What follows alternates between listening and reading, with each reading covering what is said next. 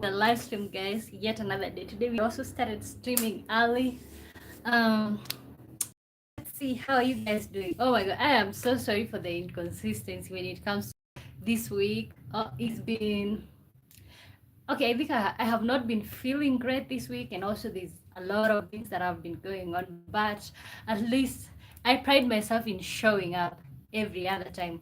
That's what I pride myself in. So welcome to the live stream. My good name is Wamboy. Thank you so much for being here. Yet another good, amazing day. Yet another time to have conversations here. Yes. Yet another time to have conversations here. Thank you so much.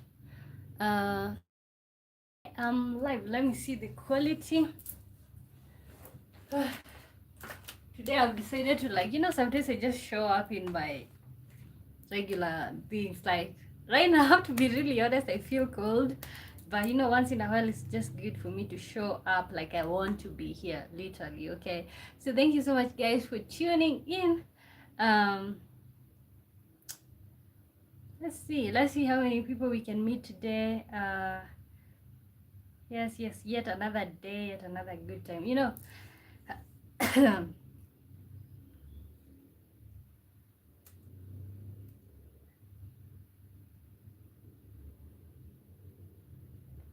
Yeah, I like the quality of the live stream. So let me just sit back, relax as you guys join in. But before then, I think we're gonna start having some questions on the screen. But in the meantime, let me know where you're watching me from. My good name is Wamboy.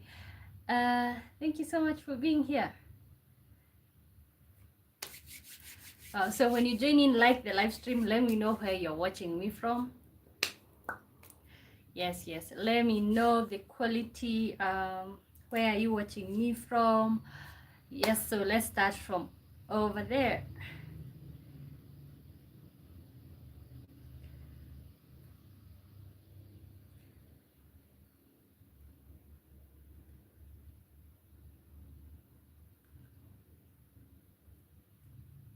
Welcome to the live stream, everybody. My good name is Wamboy. So out here in Kenya, it's 12:57 p.m. So it's just afternoon. So today I started streaming early.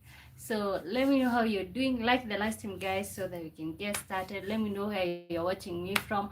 What's the time where you are at, and all of those good things. And all of those good things.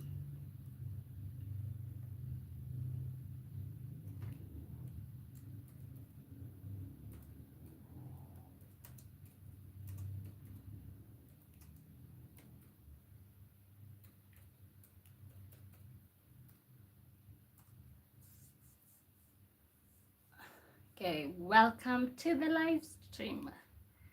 So, oh my god, today we have a bunch of activities. Like, there's a lot of things that we're gonna be doing, not to mention questions, not to mention interactions and all of that. So, and also I started streaming early, so we're gonna be here for a minute. You're gonna be here for a minute. When you join in, say hi, like the live stream, guys. Yes.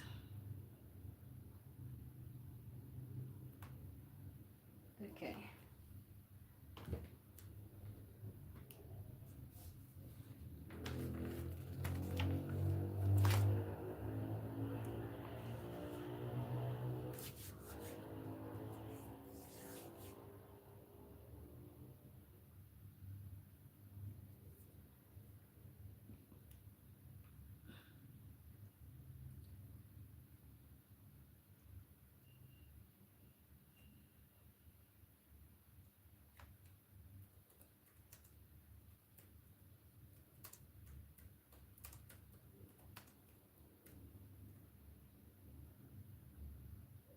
Is it MU or Moo 1972 dog says hello.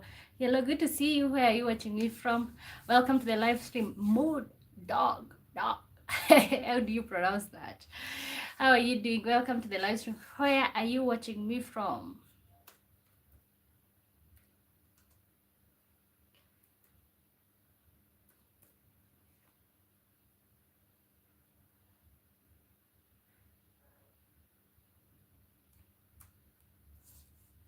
Okay. Welcome to the live stream, everybody. Welcome to the live stream. Like the live stream. Let me know where you're watching me from. You're just literally just getting started. Um, before I started streaming, I like when I wake up. I like boiling water, and then I just put it in this. It's like it's literally a flask, but I use it like a water bottle. I really like it. So of course I boiled this water this morning. Then I just had this thought that this water would go cold, but apparently it's as hot as it can be. I just burnt my tongue. I don't know why I'm telling you guys all of that, but yeah, I burnt my tongue. So I was going to burn it again, but I just remembered. Okay. So one word for how you're feeling. Okay, one word for how I'm feeling, and also one word for how you're feeling, maybe today or right now. One word for how I'm feeling. I'm feeling hopeful. So yay, Richard, you're already up. Seems quite early, really. Richard says, good morning, buddy. It's 6 a.m. Here in the States, starting my day, getting ready for work and tuning in. Thank you so much. Oh my God. So you're usually up like this time, 6 a.m. in Ohio. Wow, that's early. That's quite early.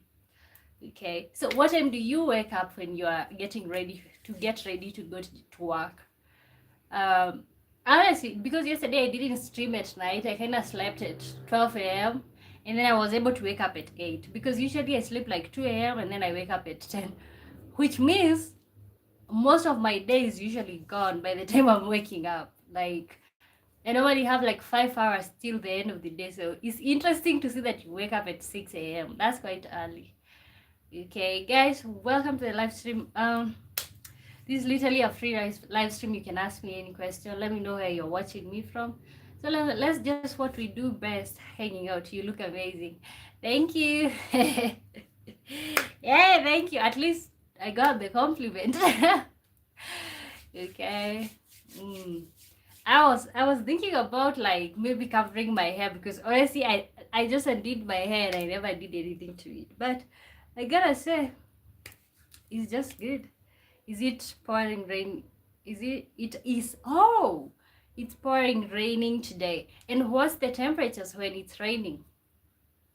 Okay. Out here is cold. It's 67 degrees Fahrenheit, but it's kind of cold. That's kind of cold for me, like cold, cold, cold.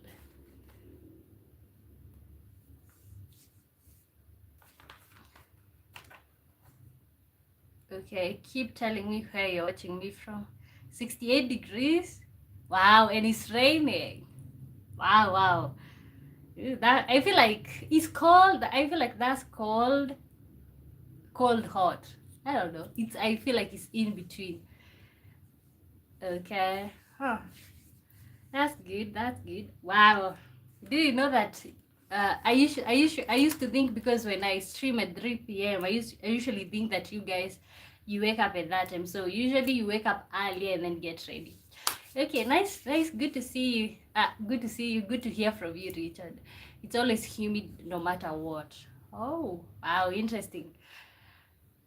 Interesting. Guys, we have a question. One word for how you feel today or this morning, this afternoon, depending on wherever you're watching me from.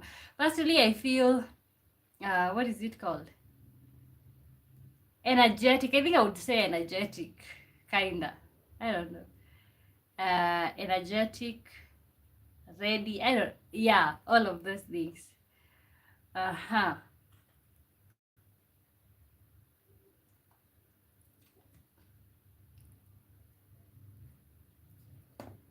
Wow. I kind of need some. Oof.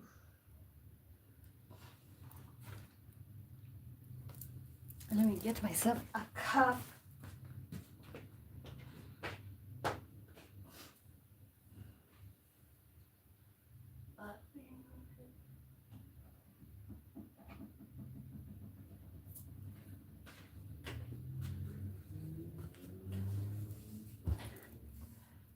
Rita says, this morning after waking up, I feel motivated, I feel fired up, I feel hungry. Okay, the hungry part is literally so realistic. You feel motivated. Okay, you know, motivated I rarely feel uh I rarely feel motivated when I wake up, to be really honest. I'm like, God, here we go again.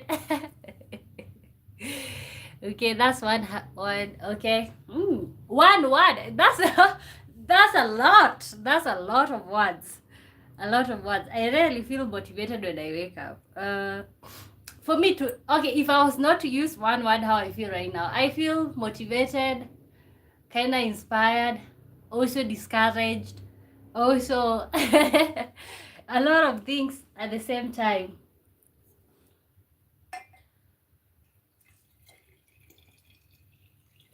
And I gotta say thank you so much, guys, for always showing up, watching.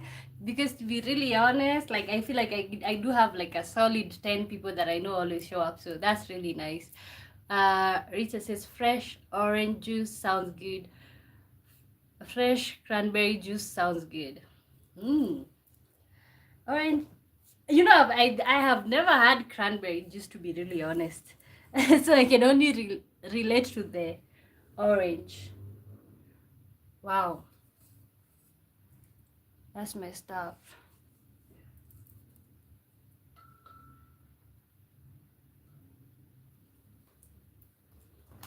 I don't know. How is the quality of the live stream?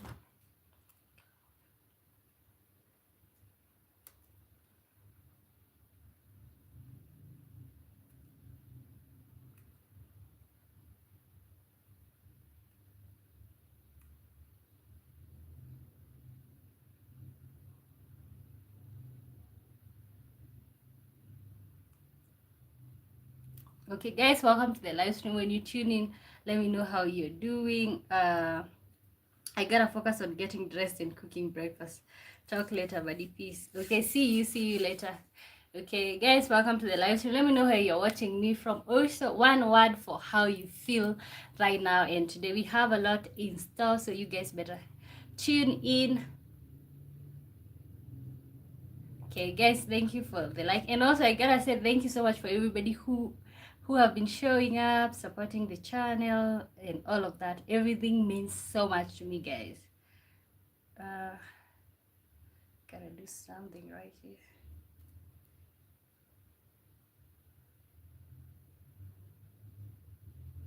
When you join in, let me know how you're doing. Kindly say hi. How are you feeling today? What has caught your attention today, and all of those great things.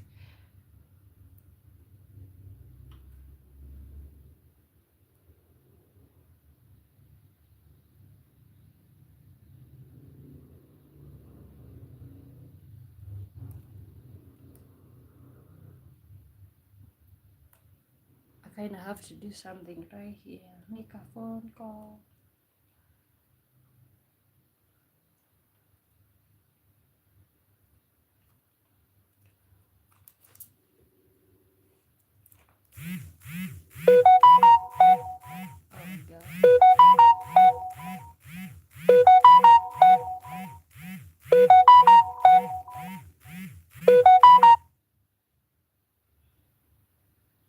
So, sorry, the thing hang up. I am live.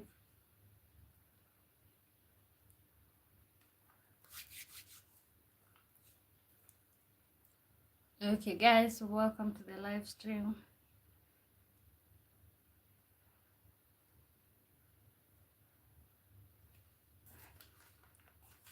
Okay, let me now bring this thing up. You know, when you start live streaming, there's a lot of things that kind of have to do. Okay, here we go again. So one word for how you feel today. And okay, also let me start typing the serious questions. But I know today I showed up early, so so we're just over here. Let me see.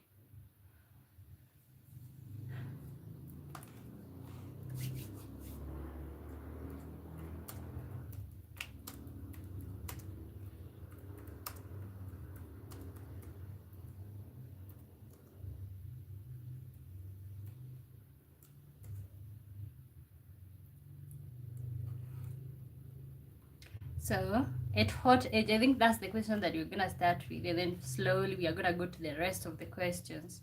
So, at what age did you move out? And I know this is considering the statistic. I think more mature people. I don't know if I'm mature or what, but I think more mature people like watching me. So when you ask somebody who moved out of their parents' house 20 years ago, uh, how they like the fact at what age did they move out, I don't think even if they can remember, but maybe this is for the younger people. It's like, at what age did you move out? Okay. Personally, maybe, to be really honest, personally I kind of moved out at uh I went to a boarding high school, so which means by the time I was like 14, I was already out of the house most of the time. So but moving out officially, I think when I went to campus, I kind of mostly just moved out, because when I went to campus, personally, even for holidays, I never went home.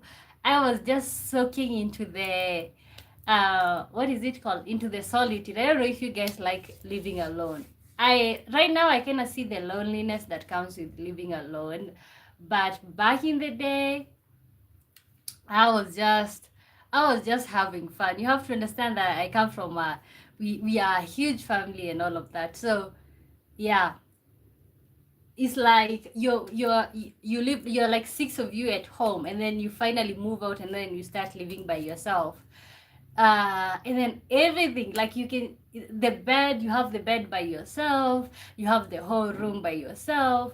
Like right now, if I don't cook, nobody's cooking. Okay, if I decide that I'm sleeping the whole day, that's it. So I see the beautiful part about living alone and moving out and all of that. So yeah, so I think I would say maybe at 18. I moved out at 18, although I have been moving out, moving back, and all of that. So what would I prefer, living at home or living alone? I think living alone is way better, but you gotta, at home, like, you're over there, you're helping each other, there's a bunch of you guys. Okay, guys, when you join in, let me know how you're doing. Let me put a question on the screen so that when you guys join in, you kind of have something to answer. So keep liking the live stream. Let me know how you're doing. Which country are you watching me from? If you're watching me from Kenya, where are you watching me from? So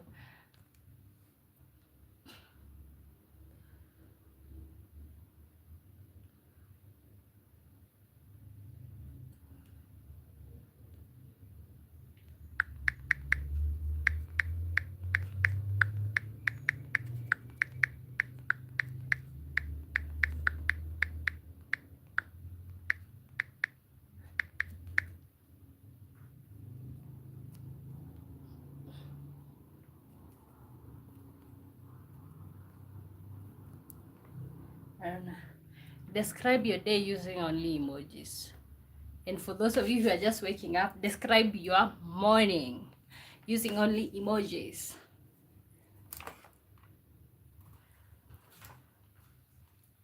Lately, I've been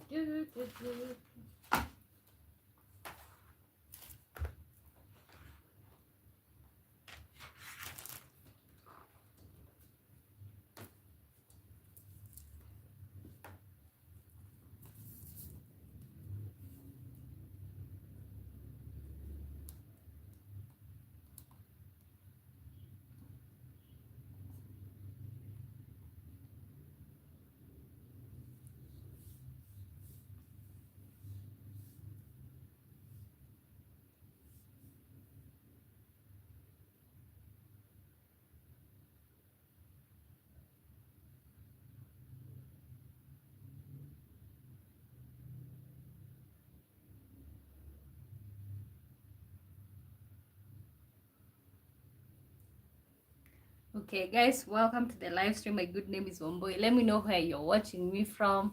Also, describe your day using emojis and all of those good things. Make sure you're liking the live stream. Describe your day using only emojis. Ooh, Kenrick Bourne. How is that? How you pronounce your name? Is it Kenrick Bourne? Kenrick Bourne. Am I pronouncing your name right? Where are you watching me from?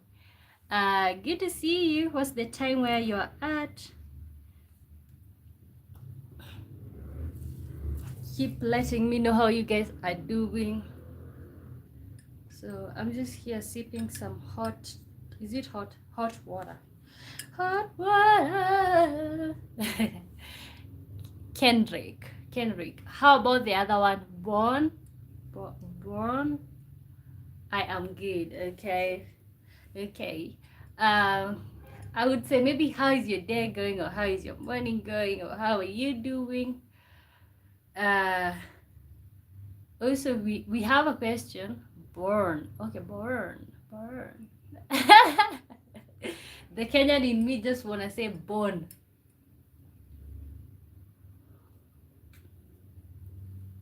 Okay, also let me know at what age did you move out, or at what age would you recommend for people to be moving out? Also, you can ask me any question, guys.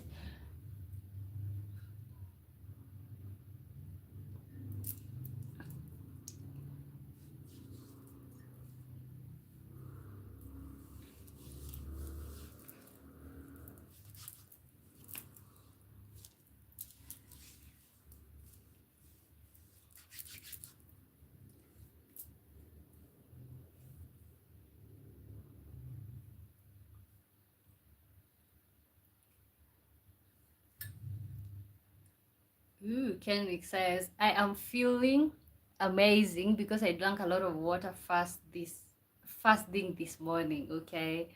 Ooh, that's good. That's good. I think starting the day with a lot of water. I do, the earlier the better. Okay. Personally, I do struggle with like drinking water. These days I've been forcing myself. But I don't like cold water at all. Like refrigerated water, it just makes my teeth feel so weird. So I kind of like boiling my water fasting. But wow, okay. What's the time where you're at? I think your name sounds like Black American or something. I don't know. Okay, keep telling me where you're watching me from. Also, describe your day using only emojis.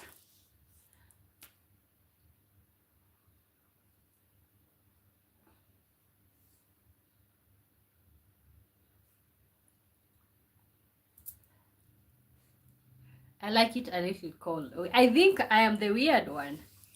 Barbados. Wow, Barbados. Where is it in the Caribbean? Barbados, Caribbean. Keep telling me where you're watching me from and what's the time where you're at. Make sure, guys, you like the live stream. I really appreciate that.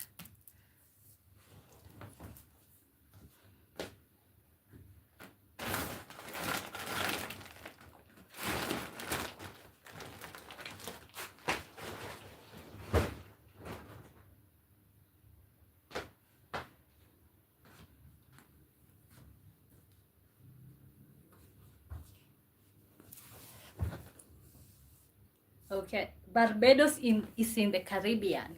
Barbados. I think you're the first Barbadian that I've ever met. Okay, in the live streaming world. Barbados. I want to visit Barbados. Okay.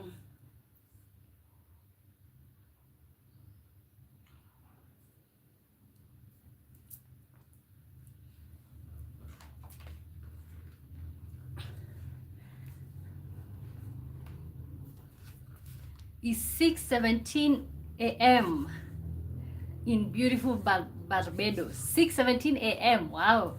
I think your time zone is almost similar to the one in the US.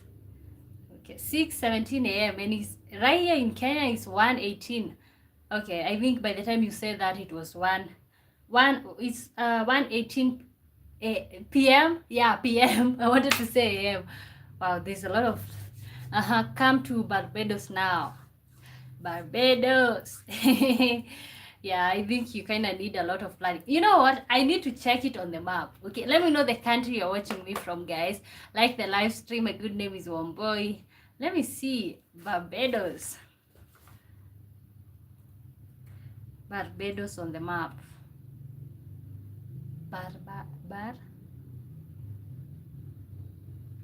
Barbados is in which continent? Caribbean. Wow, Barbados is in North America. I asked if it's in the Caribbean. You said yes. That's why your time zone is almost similar to the US. Oh, Barbados is in North America. I see. Wow, I was so misled. I just thought it's like a neighbor to Jamaica and places like that. Guys, keep tuning in and telling me how you're doing. Um, let's see the question.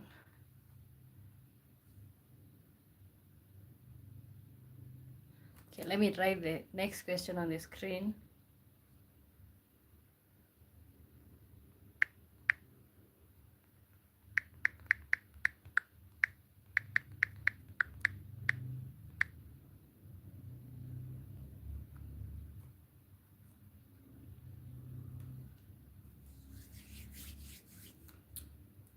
I think the earlier you move out, the better for you. Okay. Okay.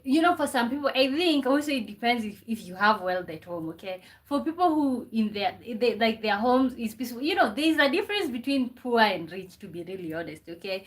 And I say that as somebody who have experienced poor. Okay, I feel like there's a difference between being poor and being rich. Okay, for children who come from stable homes, maybe moving out is just even a waste of time, because there's mostly, I don't know, when you're struggling at home, you're even struggling financially, emotionally, physically. You guys can barely listen to each other at home. So I feel like it's different for different social classes. But for people in my social class, I wouldn't say so poor, but I wouldn't say even middle class.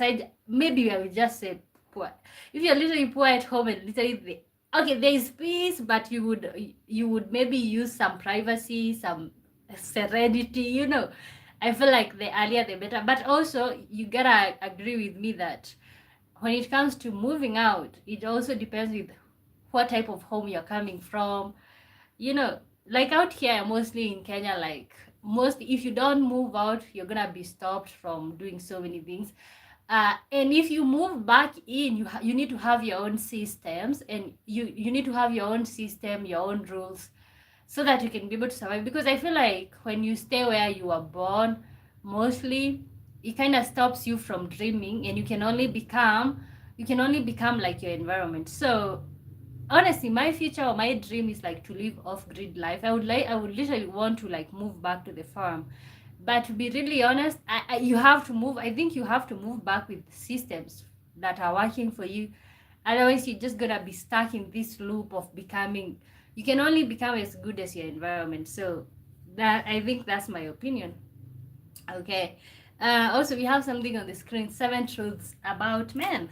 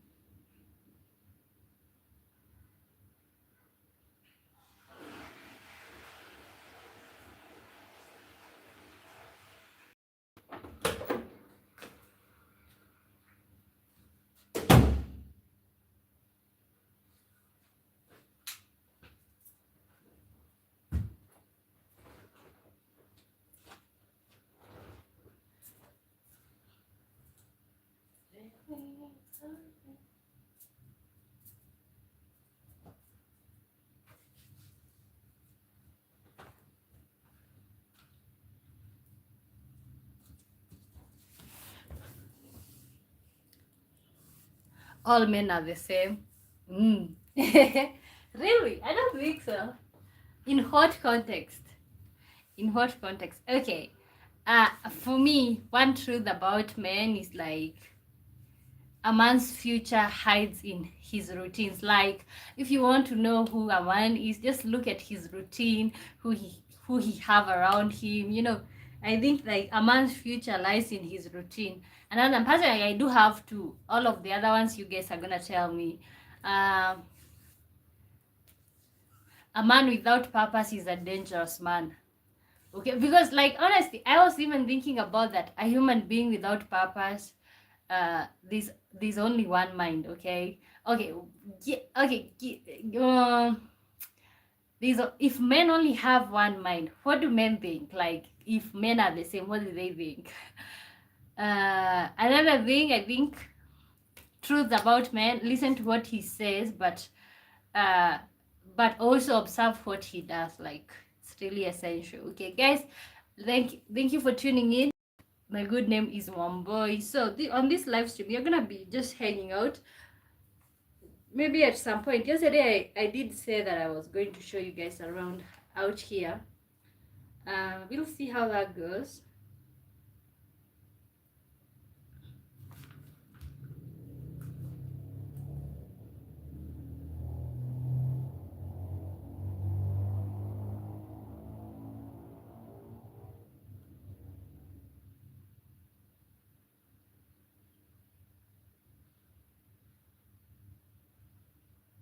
The mind is perfect.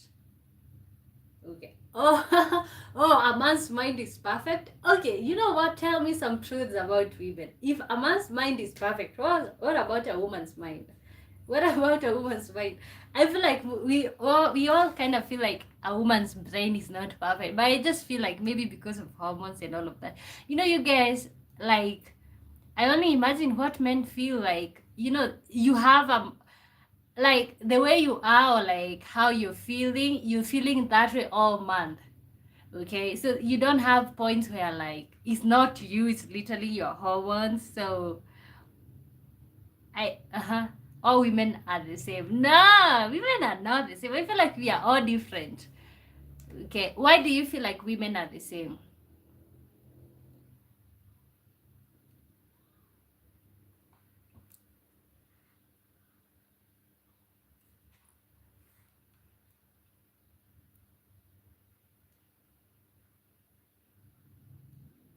Okay, guys, welcome to the live stream. Let me know how you're doing. Where are you watching me from?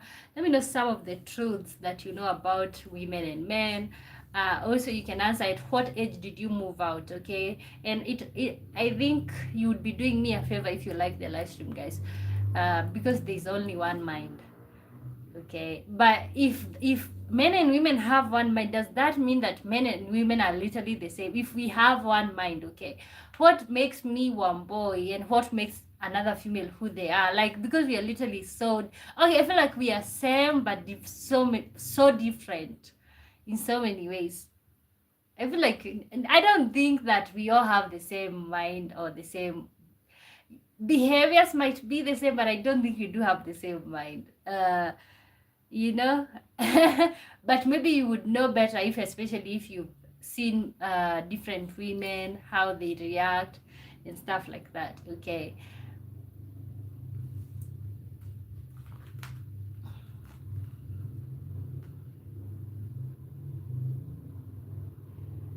if your life was a sitcom, what would be the theme song?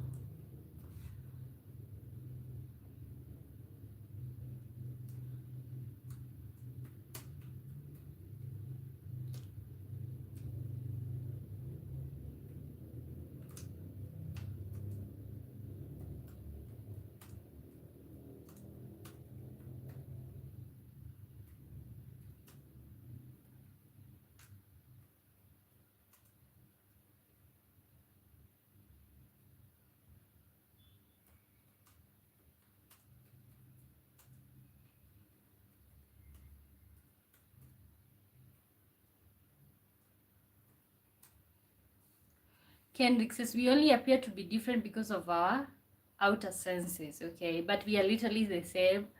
Wow, I don't know if I agree with that, but I think it does make sense. Okay, to be different because of our outer senses. Okay, but how comes that we seem to be so different? Like, we literally seem to be so different. When you meet one guy, like, even when you date, or especially if you've dated many people, okay, you realize that these people are completely different people. There are men who are literally so caring, loving, gentle, and then the others who are just like, what is it called, rough, aggressive, um, inconsiderate, uh, not loving. You know, there are women who are gentle, loving, caring, and also there are other women who are aggressive, know it all.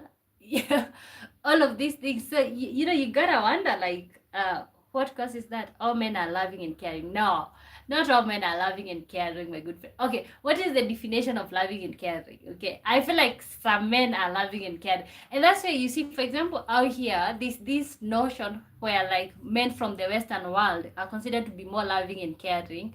They are considered to be more gentle. All women are loving and caring. I don't think so. I don't think so. I feel like it varies from one situation to another, especially because of persona, character, what you believe in, religion. You know,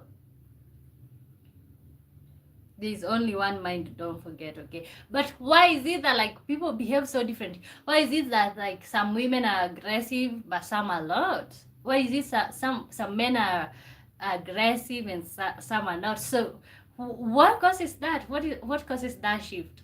Okay, guys, when you join in, I want you to say hi. I will literally read your comment, to be really honest. Seventh, also you can comment on 7 truths about men, something that you know. Also, what age did you move out? Also, let me know where you're watching me from. We are programmed differently. Okay, so that's what causes differences. I don't know if I agree with that. Okay, I don't know if I agree with that. If your life was a sitcom, what would be the theme song?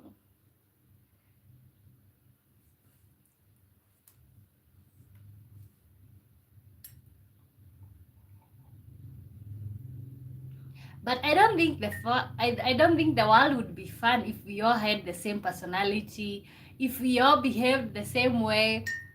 Uh, you know, like right now, somebody will ask you, what are you looking for in a relationship? The reason why we have the answers is because everybody is different. We are all programmed. Wow. We are all a program. Mm. And you okay, I think you have to explain to me how the program works, to be really honest. Okay, guys, welcome to the live stream.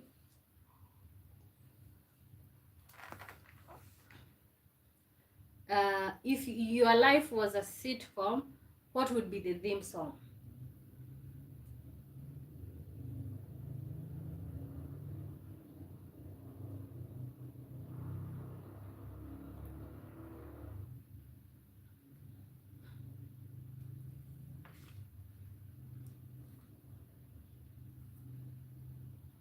I am a program to I program to drink 1 gallon of water a day. But isn't that what we call habit or routine? When you do something every day. Okay, so you want to say that men who are gentle, women who are caring, women who are aggressive, do you want to say that people intentionally do that? Like people intentionally program themselves like that? Really? I don't think so.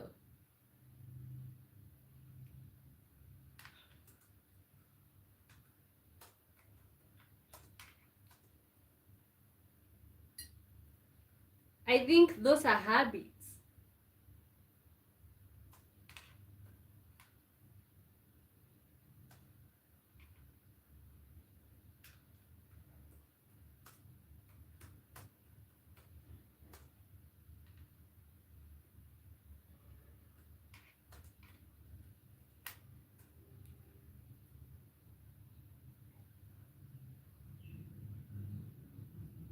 I am being mentored. Ooh, I changed my program. I'm being mentored. Okay. Uh, no, I feel like that's a habit, to be really honest.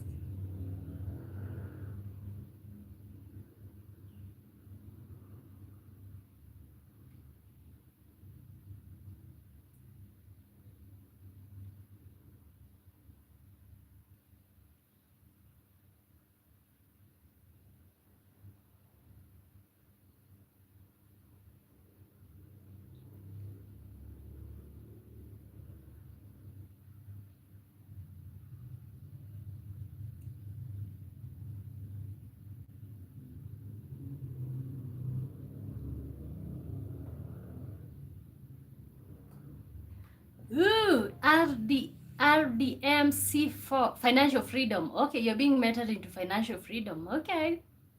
Okay. Do you guys agree that human beings are a program? Like men and women are similar. It's just that we run different programs. RDMC for all the way from Papua New Guinea. 7 positive or 7 negative. Negative truths. Okay, tell me either way. Okay, tell me some of the positives that you know and some of the negatives. You can send one by one and then we can elaborate and see. 7 truths about man, and you can tell me truth. It could be negative, it could be positive. Everything is mind. Yeah. Honestly, to be really honest, as a person, I never understood the intensity of the brain until like I started I like watching. I don't know, for some reason there's this guy, his name is, I think, Cole. He's paralyzed from the neck down. Okay, and just to realize, like, literally this person cannot even feel when they want to use the washroom and all of that, and to just realize that all these programs are run by the brain. Without your brain, you're literally nobody. Positive. Poverty is mindset. Poverty is mindset. Let me know how poverty is mindset. Okay, to be really, poverty is mindset. I don't know if poverty is mindset, because for me, I grew up in poverty, what you would call poverty. Okay, I don't think it's mindset. I just think it's lack of opportunities.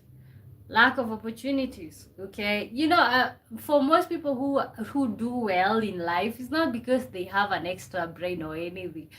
It's just because they are doing good, or like because they are surrounded by opportunities. Okay, let's look at this scenario. A child who is born in let's say even Kenya, in a village, very poor village. The parents do farming. They dig land for other people for a living. Okay, and then we are comparing this to a child who is born in let's take a child who is born in Germany. Okay, there's better systems in Germany. Okay, even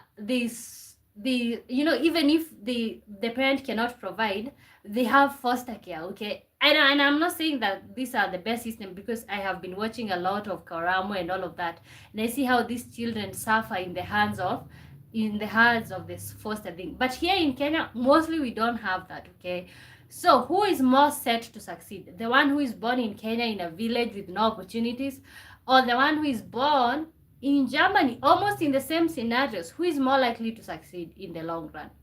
I would say the one in Germany, because there's a lot of opportunities.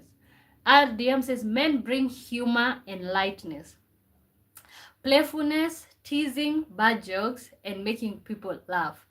It's a way many men connect and help others feel at ease, even on tough days. That's a truth. That's one truth. Okay, how about, let me give you guys like a negative. Is it a negative?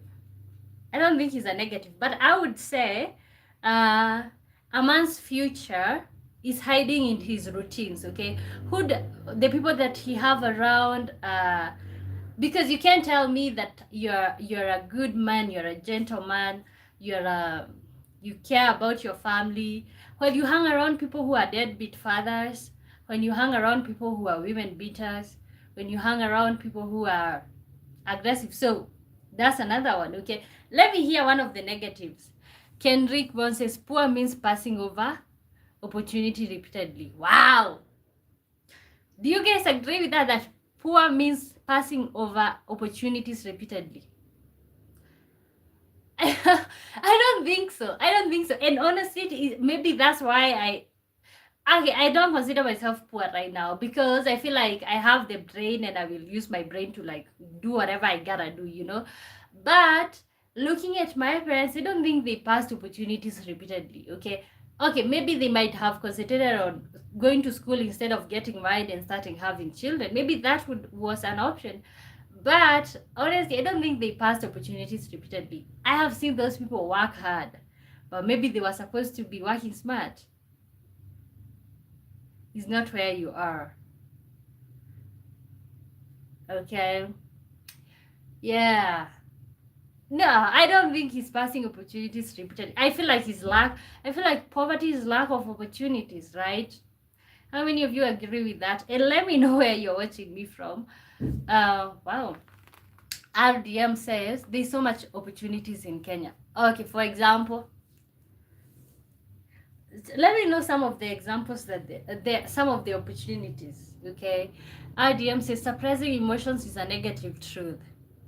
Society expects men to be tough and don't show tears. That's another thing that I think we have discussed on the channel. Like, I feel like men also cry. We have this belief that a man should not cry. Okay, suppressing emotions is negative truth. Yeah, men suppress emotions just so that they can appear more masculine, to appear more defined, more strong, like they can take on the world. Ooh. Okay, let me know another truth. It could be positive or negative. Okay, then maybe after that we're gonna move to women. Or if you're watching this and there's something that you want to say, just type. Just type. You're gonna read out loud. Kendrick says Kenya is heaven. Okay, it is. I'm not gonna say it's not, but let me know some of the opportunities that are there that people are passing. Maybe when we are over here on the inside, we can't see the opportunities. What are some of the opportunities that there is in Kenya? Um,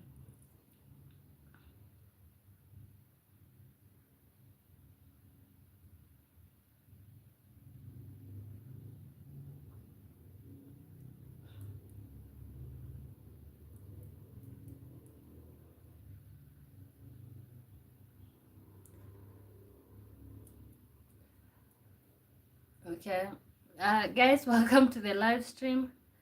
Okay, and also you can answer. I like to have lots of questions so people can choose which one you're answering. If your life was a sitcom, what would be the theme song? Okay. Uh,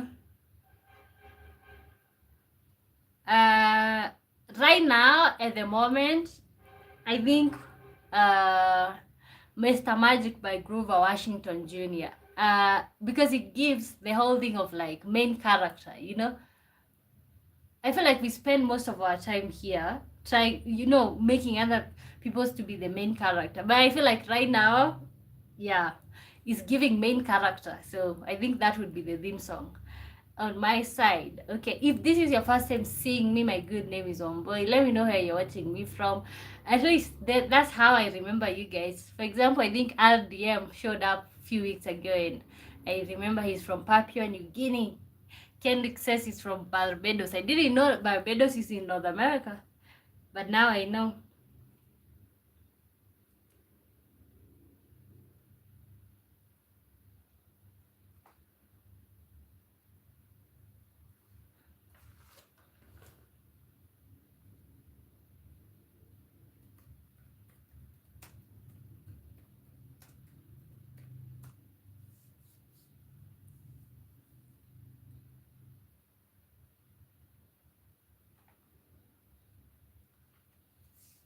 Okay, Kendrick says we were programmed to believe that America is heaven. That is wrong.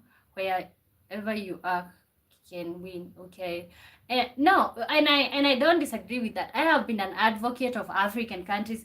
I have been an advocate of like Black people, Africans liking themselves and like seeing whatever opportunities that there is. Okay, that's true. Okay, but we can't pass the fact that like those people who came before us thought that Europe, America, and all of these places are heaven, which means they didn't create opportunities. Okay, so if we are gonna create opportunity, we are literally the first generation ever to create opportunities for ourselves. So I see what you're saying. There's opportunities here, but I feel like most of them you have to create them yourself. Lynn Hendricks says, "Hey, summer vacation, yay!" So you guys are doing summer vacation. Where are you at? Where are you touring? Lynn Hendricks, one of my first, I think, supporters on the live stream. Lynn Hendricks. Uh,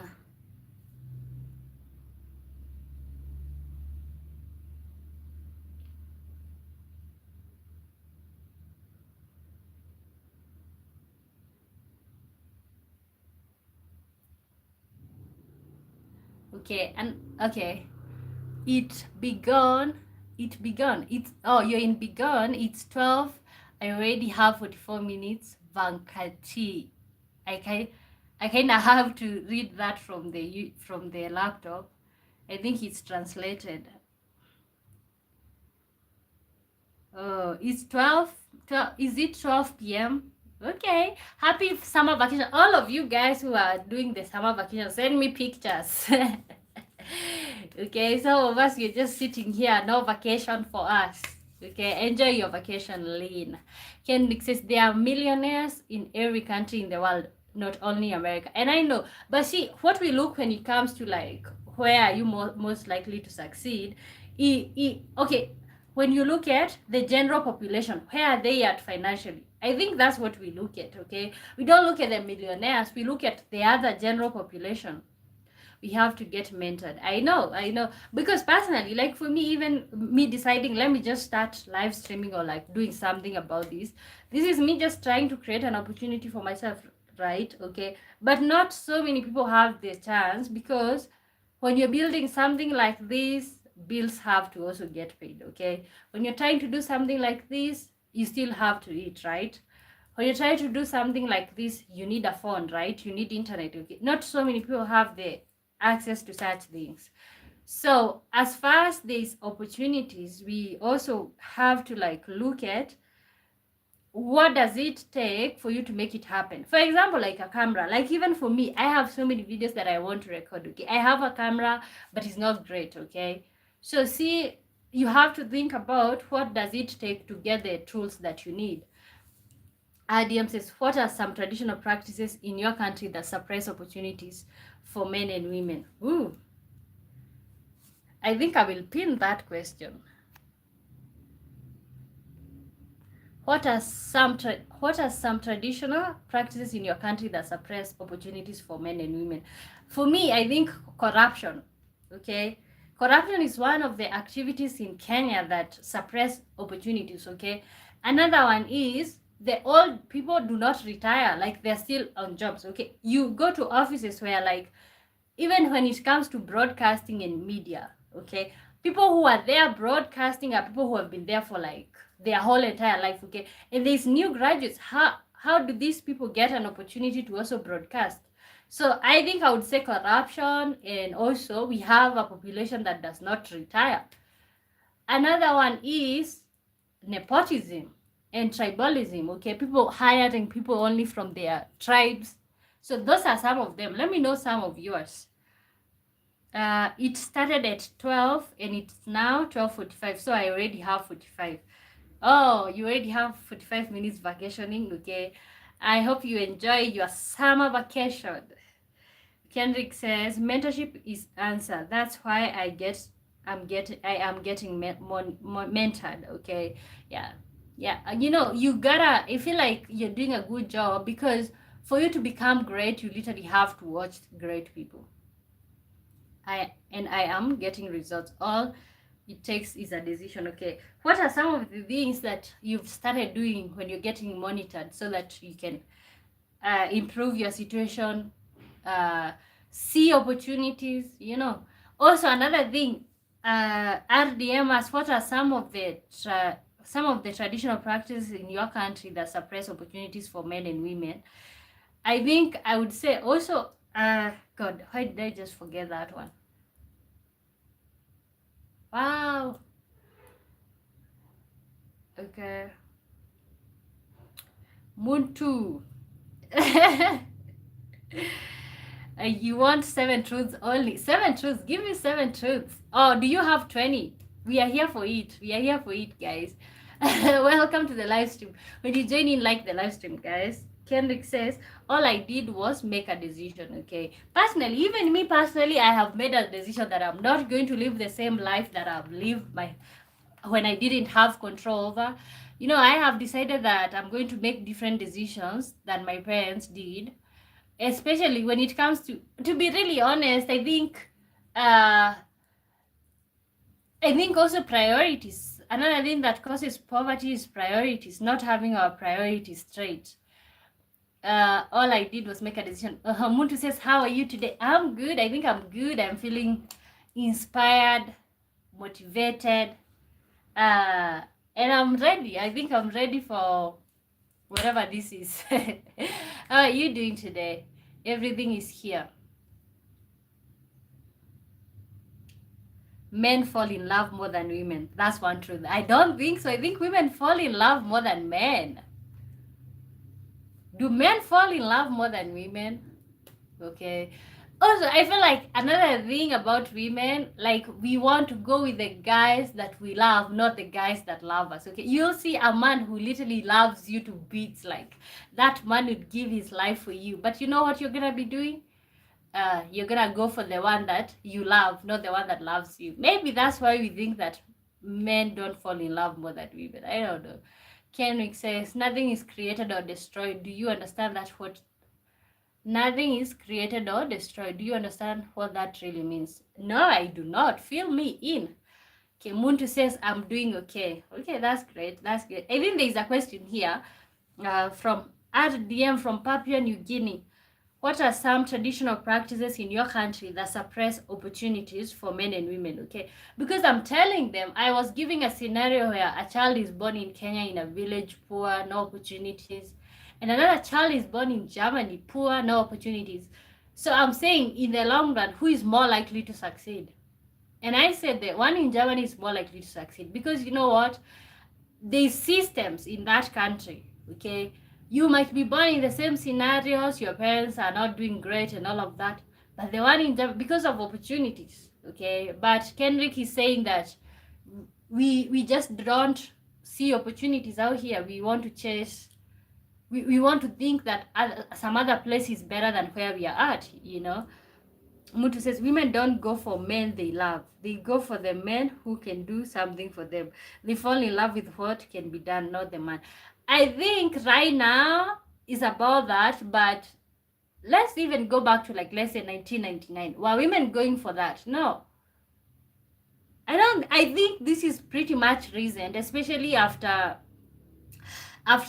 when men was showing women shegemnege. I don't know what that means, but it means, I think in Swahili it means when men were showing women dust, women decided to adjust to the situation. I think so. Okay, that's why right now you seeing a lot of advice. Do not go for the man with nothing, you know, do not do this, do not do that. You know, I think it's because men have been showing women dust over the years. So you'd rather see dust where there's something that you're gaining, right? Keep letting me know some of the truths about men. You're just laughing over there, Muntu. Okay, isn't that true? Why did women change? Okay, why did women want to get jobs? Okay, you know, I was watching a video the other day. This lady, she asked the guy for something. Okay, oh, can you help me do this? And then the guy said, what were you doing the whole day? Just sitting around. And now I think she was asking for some money, like $100. What do you need the $100 for? I buy everything in this house and you just sit around and all of that. Why do women want to work in the first place? I think that's the thing that we've been forgetting all this time. Kenrick says, imagine everybody abandoning the country and going to America. Yeah, I think that's why there's overpopulation in America, right? Because everybody wants to move over there. Everybody is moving. Okay.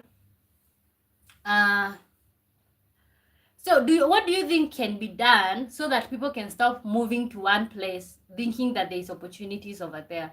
Muntu, I don't know if anything changed, but I think you are right because you see a different side to it. Yeah, look at our parents. Okay, look at my mother and look at me. We are literally, oh my God, we are literally different sides. Okay, look at my mother. She believed in having children to fulfill the purpose that why you were brought here by God. Okay, she didn't think twice. Like she didn't think twice. Why is she having children? Okay, she it was just something that happens. Okay, me, what am I doing with that information? I'm criticizing, like, why am I having children? I'm thinking twice. Okay, when I think about marriage, okay, so we are literally comparing me and my mother just to show you guys. I think women have changed. Okay, so look at me when it comes to children, I'm criticizing that. What did my mother do? Just have children without thinking twice. when it comes to marriage, what did my mother do? Actually, my grandmother told me that she ran away and went to my dad's place. So see that. What do I do? Okay, I graduated from university, but I'm still right here trying to make a good decision, or like seeing what I'm asking myself, what's the purpose? What is this guy doing? Okay, what character does he have? Did our mothers have that thought? No. Another thing, let me think about another thing. Okay, my mother believed in like obeying a man. Okay, I see the part where I can be submissive, but I'm not going to be submissive when you're putting your hands on me. No, no. Okay, so we can just go back and forth in comparing the women we have now with our mothers. Very different people. Judges, good to see you, judges. Men never know the consequences when he takes a woman for the first date in a fancy restaurant, and the man's standard is way below.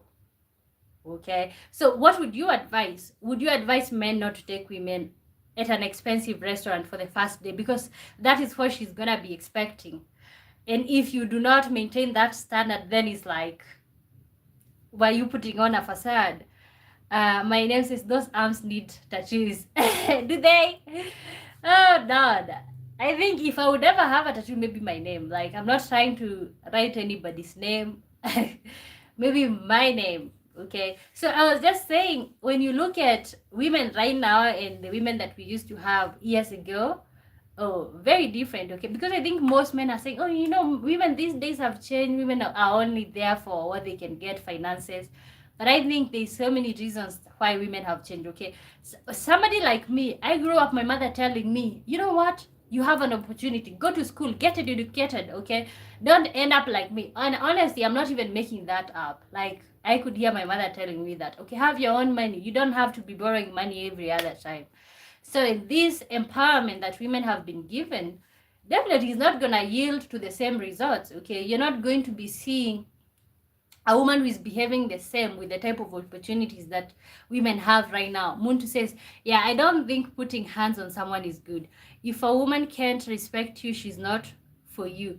Just leave. Also, if a man can't respect you, he's not for you. Just leave, okay? But look back, okay? Look back, 1990s, 1980s, and even in the 2000s. Did women leave? No. Did men stop putting their hands on them? No, because it was something that was acceptable. Okay, once in a while you discipline her, that's what it is. Okay, you know, there's so many times that I've talked about this and people have told me that I need to heal. But you know, it's so difficult for me to sit here and say something that I don't believe in, so I just keep saying what I believe in or what I've seen. Yeah, I might need some type of healing, you know, but the thing is like, I have seen the transition from women being obedient, from women wanting to stay at home and be parents, to the women that we have right now. Okay, keep telling me some of the truths that you know about men. Okay, also, for those of you who want to talk about politics and countries, let me know, what are some traditional practices in your country that suppress opportunities for men and women? Okay, so I've talked about corruption. I have talked about, let me tell you guys, I'm feeling cold. I like the outfit, but I think I'm feeling cold. I need to get myself like a jacket or something.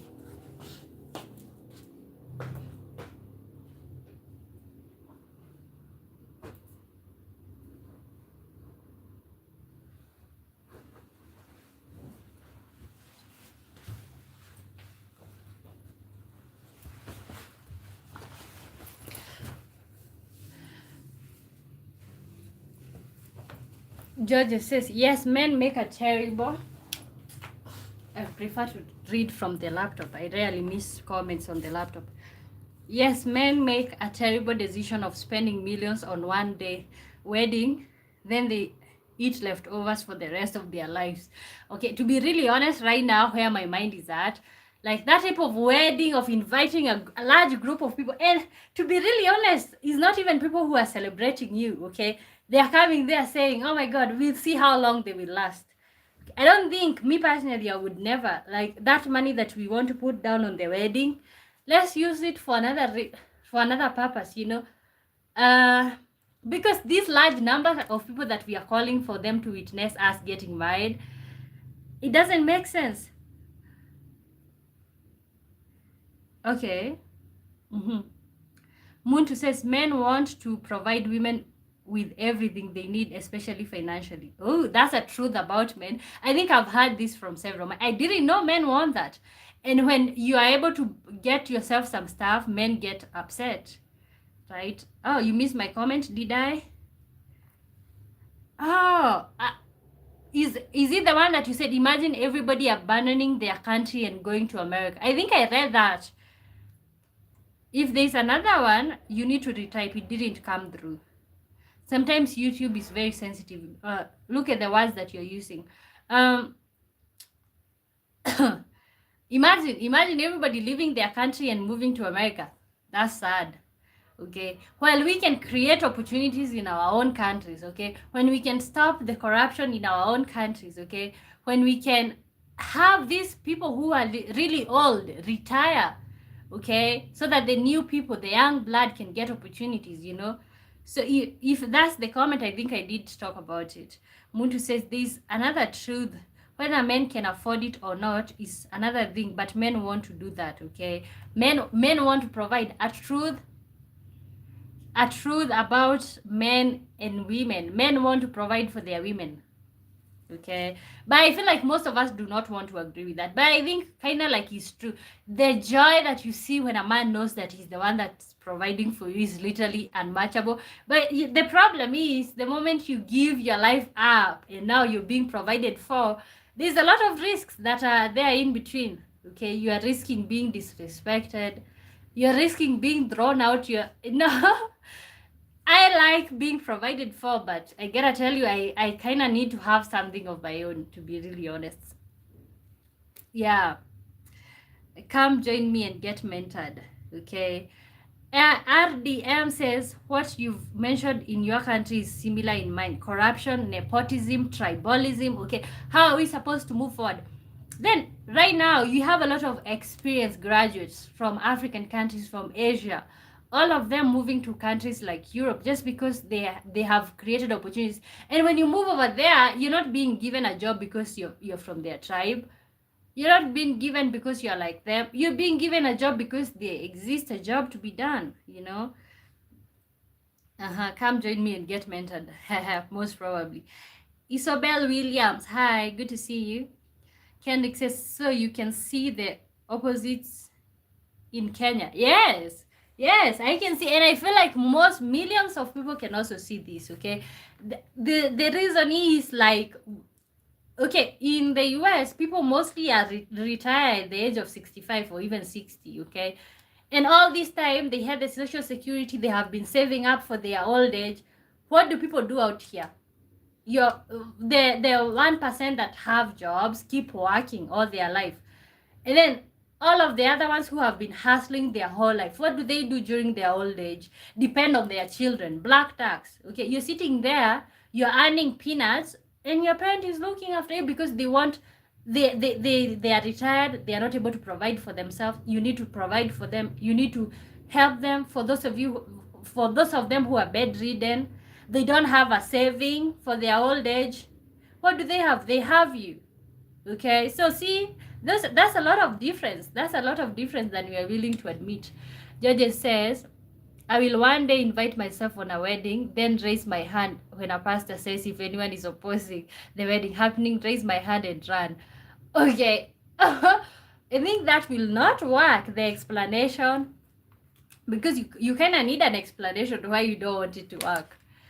Okay, would you do a $1 million wedding? Okay, what would you prefer? Do a huge wedding or maybe use that money to get started with your own lives? Ken, are you joining me and get mentored so you can see the opportunity in Kenya? Okay, how can I join? Okay, I'm literally in Kenya.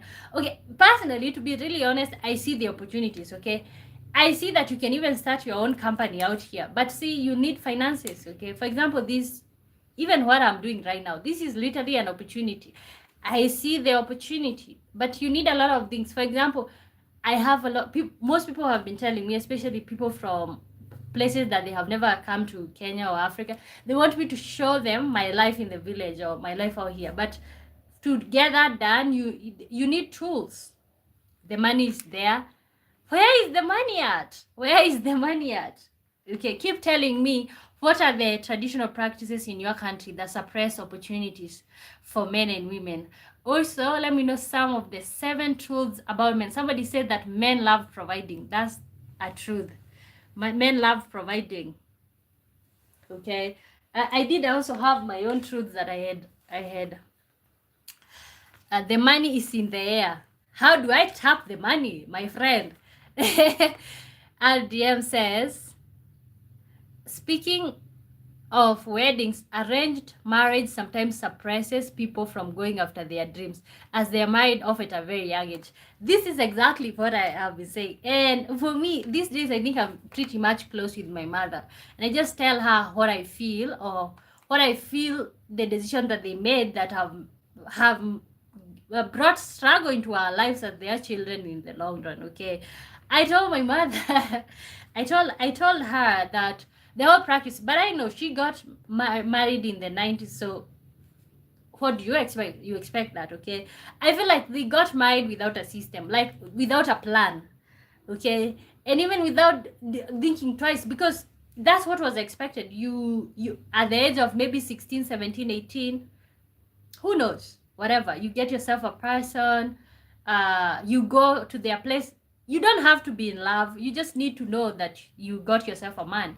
And then what did they do after that? Just start having children. So I was just telling her, I think that, you know, when you start a life without a plan, the descendants and the children that get born into these situations are the ones that end up receiving most of the struggle, you know.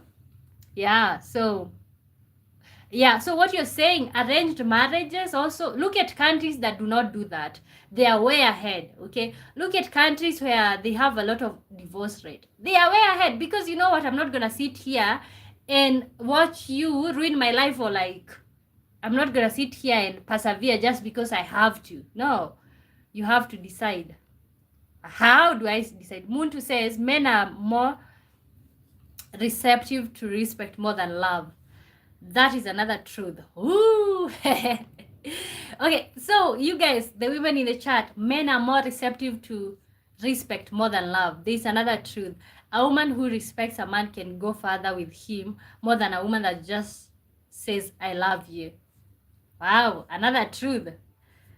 Okay, men are more receptive to respect than love. Okay, I think you guys have this ego that need to be stroked every 2 seconds. Your ego needs to be like massaged and all of that. But you know what, I don't have a problem with respecting a man, but I expect the same respect from the man, you know, because I feel like that have been a very thing that you're supposed to respect your guy as if he's your parent. No, I feel like the respect should be mutual. That's just my opinion. Okay, but see, what do African men do? They want to be obeyed like gods, and then they want to disrespect you. You know, it's a two-way traffic. Georgia says, I prefer come we stay than marry each other. When we get 60, the women will have nowhere to go because most of her friends are late. Wow. Okay, come we stay. If for those of you who are wondering, or who are not in Kenya, or like who have never heard about Come We Stay, Come We Stay is an arrangement where you don't legally get married. You just start living with each other and having children. There's no any legal form of, there's no paperwork. You just start living together.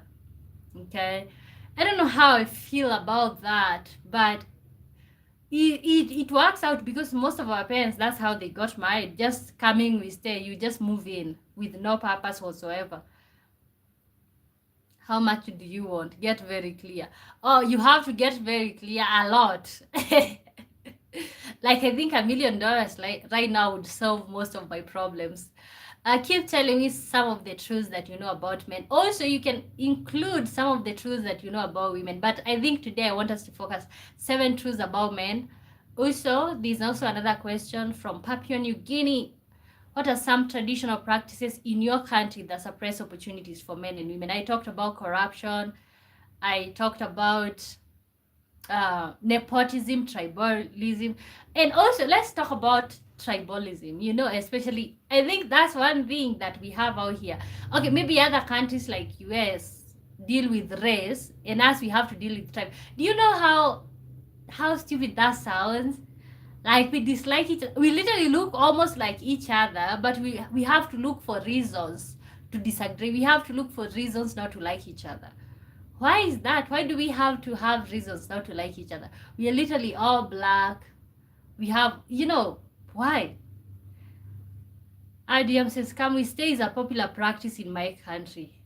Okay. It seems to be popular in African countries, right? That's why there's rare reporting. Okay, there's rare, when you Google the divorce rate in the US and Europe, you'll find out. You know why? Because they get married.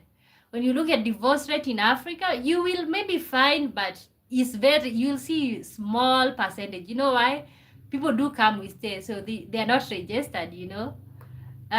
Also another thing, I was just telling somebody, see, like the way people in the Western world respect rings and all of that. Honestly, it does not mean rings out. Okay, it kind of means to the younger generation, but it rarely means anything to other people. Muntu says, the biggest form of appreciation a man can get from a woman, he is in love relationship with being given a child or children. Oh, wow. So you guys consider children as a form of appreciation? Wow. What if she doesn't? Okay. Okay. Are children important to men? And if they are, why do men always... Okay, why do some men always turn up to be deadbeat? They don't help around with the children. Okay. I didn't know that men feel like when you have a child for them, that is a form of appreciation. Okay, because for example, for me, I don't think I'm going to be appreciating anybody really because I don't want children. George says, men go for expensive cars to outdo his friends, then leave he's paying that car for a very long time to come. Ooh, yeah, the competition. Oh God, I thought that's something that's only common with women. Also, men compete for expensive, but I think like for women, we compete for small things like handbag, type of phone, dress, you know, things like that. But you guys are competing with huge things. Even I feel like with a home, men will go to the extent of taking it. But I feel like a home is a basic need, so doesn't matter if you end up paying for the rest of your life. But a car. I tell my friends to act their age. You know, I kind of don't believe in acting your age, really. Like, what does acting your age mean? Or like stop the competition thing. I feel like acting your age is just something that is usually said to humble people, really. What would you think if somebody told you to act your age right now? Act your age. Oh, act your... Oh, I thought you mistyped. Act your wage. Wow, somebody write that down. Act your wage. Okay? If you're making $20, act $20. Oh, wow, that's deep. That's deep. That's deep. I feel like for us women also, we have a problem with that. You know, we do have this, what is it called? How do I translate it to English? Tamaa. I need to Google what does tamaa mean in, how do I say it in English? You know, I usually think in my mother tongue. Tamaa.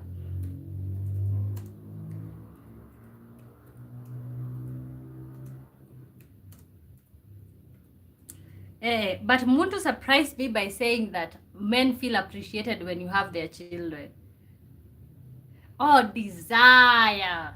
Okay, the word that I'm looking for is desire. Okay, you know, I feel like for us women, we have this we have desire. Like, honestly, I don't think, can you ever satisfy a woman really? And I'm not saying physically, like when it comes to gifts, when it comes to, can you ever satisfy a woman really?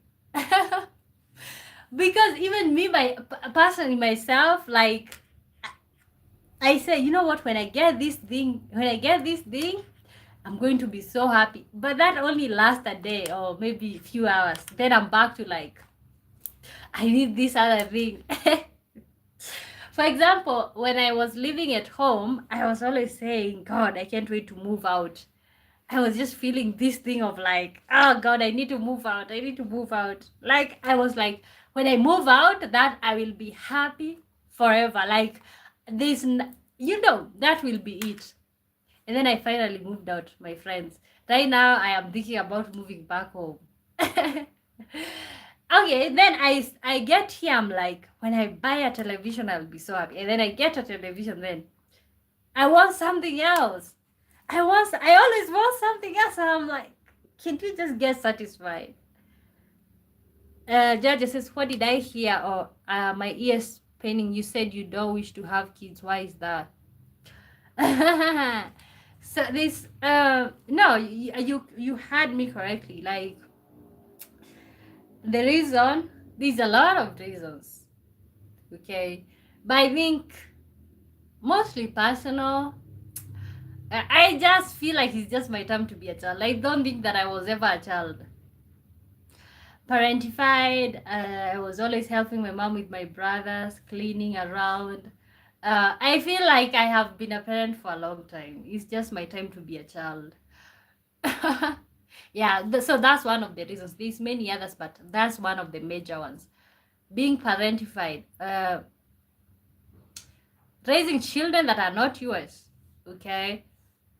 Being called to chip in with with children that you didn't give birth to. So I think I think I have raised children, so, and I know how children can be, and I know how so there's nothing, you see, like people who have never been parents, you have this whole thing like glorified, like, oh my God, this is so interesting, this is so amazing, I'm looking forward.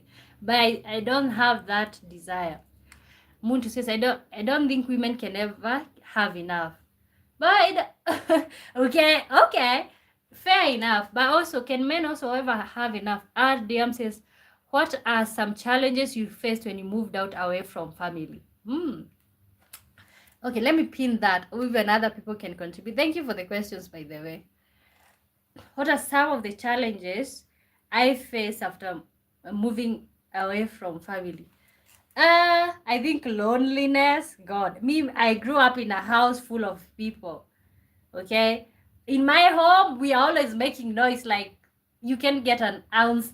Okay, you can. I don't think you can even get an ounce of silence unless everybody is sleeping. Okay, 4 a.m. People are outside already starting to make plans to dig the land. You wake up, like things are moving. And then there's always somebody to blame when it comes to my home, because we are a lot of us. And then I'm out here alone, so I feel like loneliness is part of the thing. Also, another one, being the one that makes things happen. That was also a huge one. Let me know some of yours also. Muntu says, yeah, that's the thing. If you grow up too early, you get tired too early. That's it.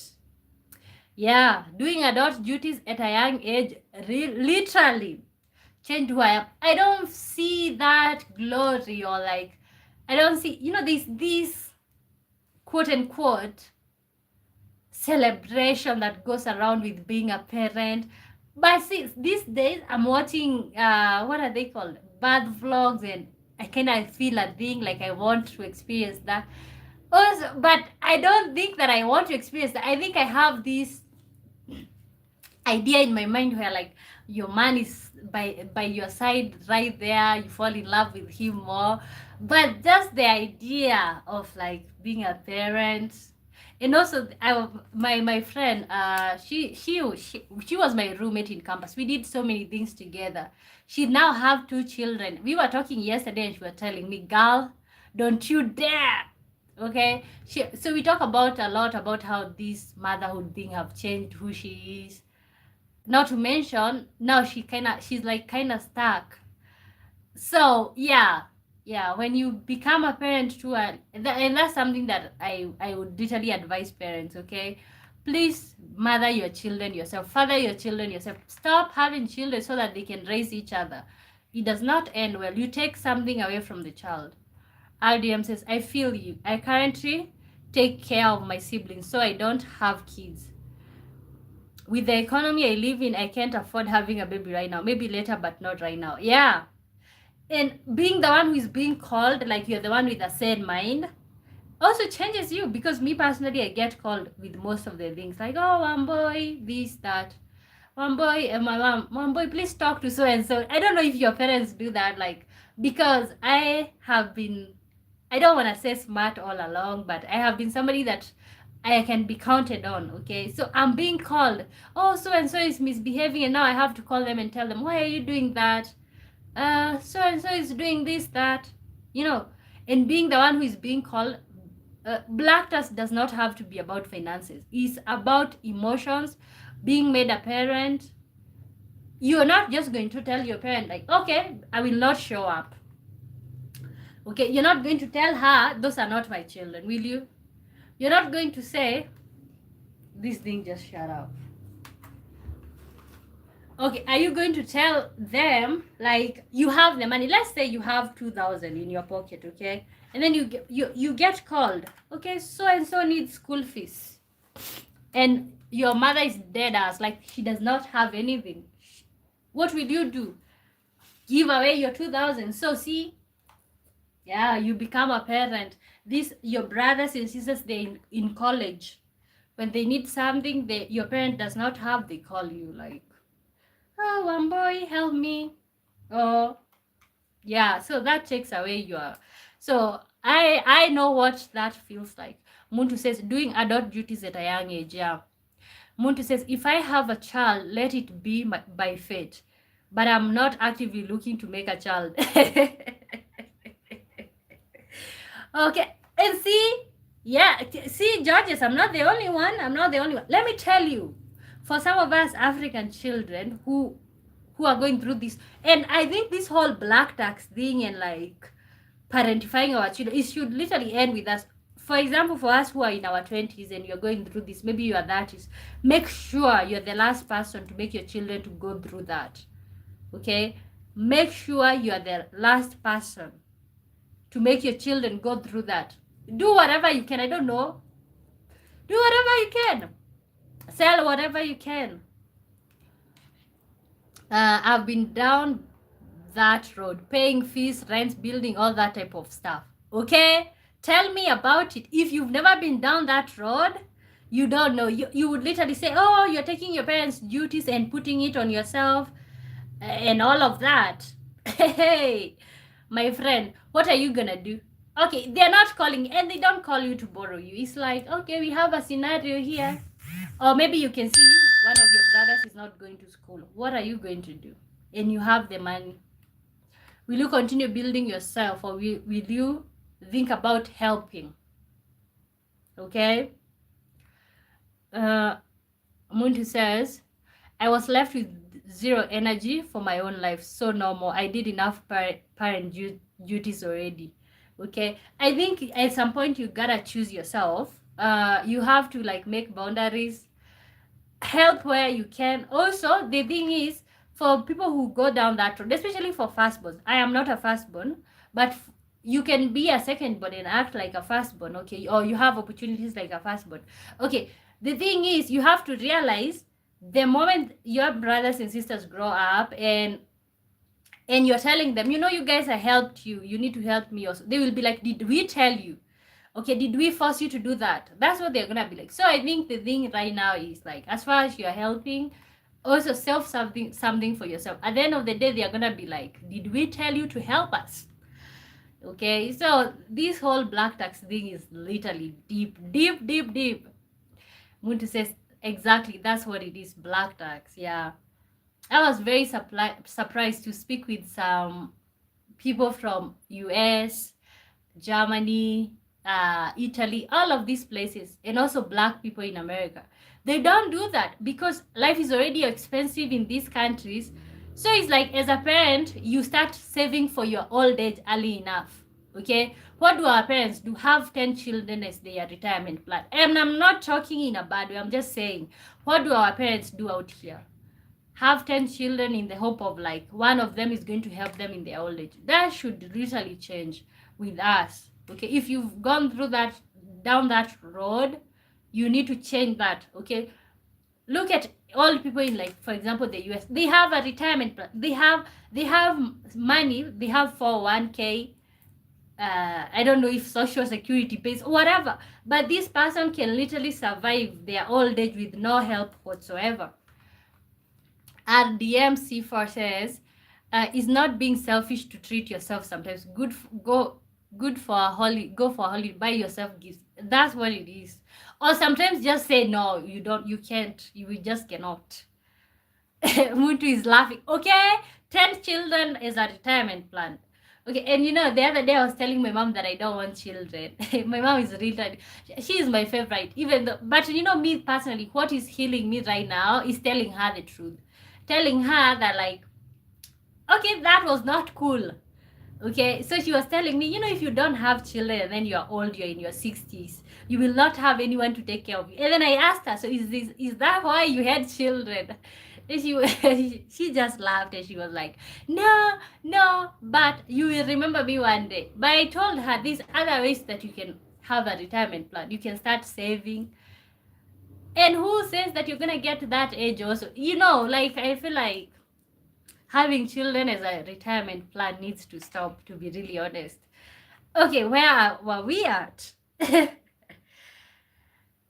Almost everybody, and I think even those who are not sending their experiences, it's just because you don't want to share, or maybe you are a last born. Last born rarely pay any black tax. If you're experiencing black tax, then you are very wealthy young lady. You should buy for me a car. Okay, and I'm not saying that. Okay, okay, I don't want my mom to watch this back because she usually watch. I don't want her to get upset. But what I'm saying is, it's not like you're being forced. And it doesn't have to be about finances. It can be about parenting the children. Okay. For example, sometimes I get called when my brothers are misbehaving, and I can speak with them from their perspective because I've been down that road. So I am like, okay, why are you doing that? It's about the parenting, helping with the parenting. In a way, she's right, but there has to be a balance. Okay, there has to be a balance. Okay, and I know even some of you guys who are not saying this, especially if you're African, it's either you've decided not to like walk down that path, but mostly that path is down the road. Okay, even when it comes to marriage, okay, you get married to an African, you as the guy, you are expected to, like, once in a while surprise her parents. Okay, that's the whole thing, even about dowry. Okay, I see the purpose of dowry is a culture to appreciate the parents, to appreciate everybody. But when it becomes like a entitlement, oh, this guy, what is this guy bringing to the table? He just gets weird. I don't know. Okay, keep telling me 7 truths about men, and also let me know what are some of the challenges you faced when you moved out away from your family. Okay, Moon. George says, so you're saying you won't buy for me a car? Okay, honestly, I don't have money, guys. I don't have money. See, showing up or like even black tag, it's not about money, to be really honest. Sometimes it's about money, sometimes it's about emotions, sometimes it's about being a parent, stepping in the gap of a parent. So now, how do I get money while I'm always here sitting down, streaming or whatever? uh Keep telling me some of the truths about men, and maybe you can go to the extent of telling me some of the truths about women. Also, we have a question from RDM all the way from Papua New Guinea. I like the name of that country, Papua New Guinea.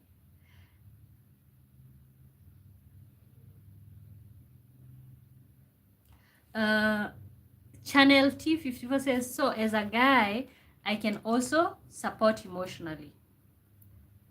What does that mean? Do you mean like supporting your woman emotionally? Or when it comes to showing up for the family? Or what do you mean when it comes to that? Okay, also keep telling me your stories about moving out from your families. And especially for some of us who are talking about, why are you laughing is my question funny? So you're saying you, the one that you said, so you're saying you wouldn't buy for me a car, like, God. He's not funny, he's just unbelievable. I don't even have a bicycle in my name, and you want a car. I don't even own a bicycle in my name, my good friend. You said a guy should support family. I can support them emotionally. Okay, how about your woman's family? Okay, would you show up for your woman's family, like taking on their baggage, what is it, showing up financially, and you are literally expected to show up for them financially? Now you got two families, and I know this is a burden that everybody should carry, the men or the women, but I feel like sometimes, especially out here, it gets out of control. Okay, guys, welcome to the live stream. You can ask me any question. Let me know what are some of the challenges, and maybe I would like to hear from our older generation, or maybe even the younger ones. Okay, what are some of the challenges you faced when you moved out? For me, I said like, should a man support a woman's family? That's a good question. Let's spin that. Let's hear from you guys. Should a man support a woman's family? You know, you guys are literally the best judges, so should a man support a woman's family?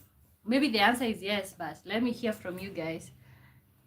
Okay, me personally, how I feel like is like yes, but it shouldn't be compulsory.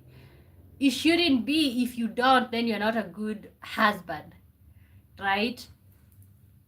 Okay, it shouldn't be about that. It should be mostly about you guys, and whatever help you extend to other people is according to your own will. Women get married so that the husband can support her family with money and a lot of crap. And guys, like the live stream. Okay, Georgia says that women get married so that the husband can support her family with money and a lot of crap. Okay, because I feel like, you know, I have been, for those of you who have been here long enough, I see the purpose of dowry, but I don't necessarily agree with it, because it's just basically like you're selling your child. It's like, and this whole another crap. I was talking to my friend yesterday. She's married. She was telling me this whole another crap of like, especially in African societies, where you get returned to your family home, and then they say, you know, you guys take her back, or you know, all that type of. Why would you do that to your child? Okay, and that's why it's justified when even women go and struggle in marriages, because these people already ate that man's money and they don't have money to give it back to him. So I've always been very vocal about that, saying I see the culture, but I also see the business. Okay, that's why even most women in African traditions, we do not inherit from our parents. And also I feel like that is so wrong. Okay, let me tell you, if I don't inherit from my parent through a will, we are literally going to court. Everything will be divided equally, because I was, you know, we can say that the boys were born and the other ones were dropped, like, or whatever, you know, I'm just direct translating it. It does not make sense.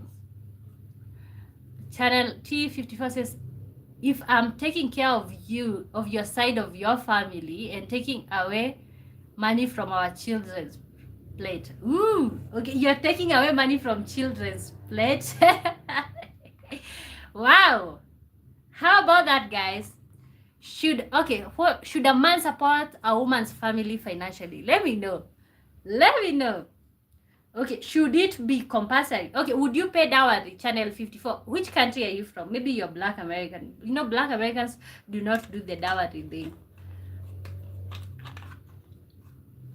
if I'm taking care of your side of the family and you're taking away money from your children, okay? Okay, and I think most of the time you will end up being supportive, especially if your wife is not working. What will you do? She got a phone call that her mother is in danger, or they need money and stuff, they need food, and your woman is not working, she depends on you. So will you just say no? Okay, and then before you realize, your woman is like, okay, I'm gonna look for a job so that I can be able to send them something, you know? I feel like this is literally a menace, because it's a crisis. But it's all about people starting families with the hope of like the children will be helping. How about if you don't have those children? What would you be doing? That's the real question. This is literally a crisis. Georgia says, how can I pay dowry and then take care of her parents? I don't see the need of getting married. I'd rather be single for the rest of my life. No, but it's culture. It's culture. For example, in my tribe, in my tribe, like, dowry is a continuous thing. You just don't pay it at once. You always, there's something that they need. Okay, so it's like, me personally, I see the thing because I'm in this culture and I know this culture, but I also see the business part. But the only reason that I disagree with dowry is because it's like you're selling your child, and then when they have problems, marriage, not feeling welcome. My mom is calling me. I'll call her back.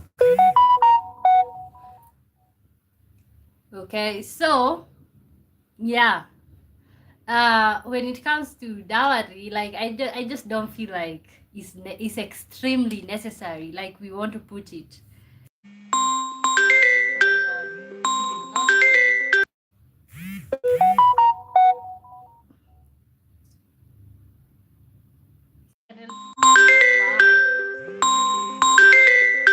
She's calling me too much. Will she call again? I don't know if I'll have to answer.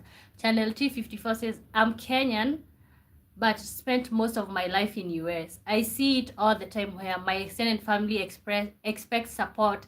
Then if I get married, the woman's family will expect support. Yes. So you will have, like, especially people who are from African countries abroad. I honestly see what you guys go through. Okay, it's like you have this burden. That you're carrying. It's like you're out there doing a 24-hour shift, and then there are people who are just sitting around waiting for you to help them. Okay, it's not a bad thing because it's our culture and tradition, but Channel T54 says, if I give everyone, there will not be any money for my family. Okay, that's it. Even if you give, you can't be able to save everyone.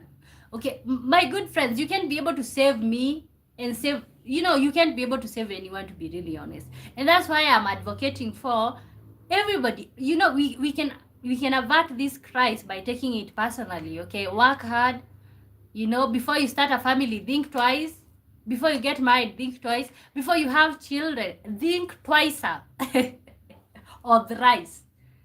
Okay, so you gotta think twice or something. George says, taking care of my wife's parent, it will seem like I run an elderly institution. Okay, but it's not a problem. Maybe you should, but it should not be like compulsory. Okay, because some of these things, these days I'm even afraid of, like, even ever helping somebody. I don't care if it's with my own labor, showing up for them. I am literally afraid. You help somebody once and then they have this expectation, and then if you don't show up, they get upset. That have literally happened to me in real life. I showed up for somebody when they were having a rough time, a family member. Okay, I was not sitting there saying, okay, when you have any problem, call me. I was not sitting there saying that. I was saying, okay, right now I have this, I can help you with it. Later on, they just eventually got upset with me because I was not showing up anymore. So be very careful when you start helping people, because they might get what is it called, entitled. Keep telling me 7 truths about men, guys. Also, you can tell me, should a man provide for the wife's family, in your opinion? Okay, let's see the next question.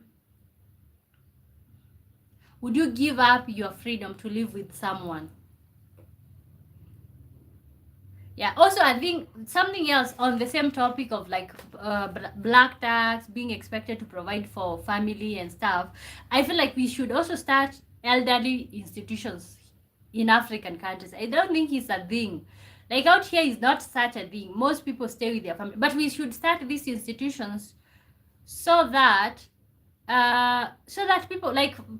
people can start maybe making arrangements how they're gonna make that happen in future. Okay, this whole thing of like because you have to realize, even when it comes to parents getting older and stuff, not everybody is able to show up.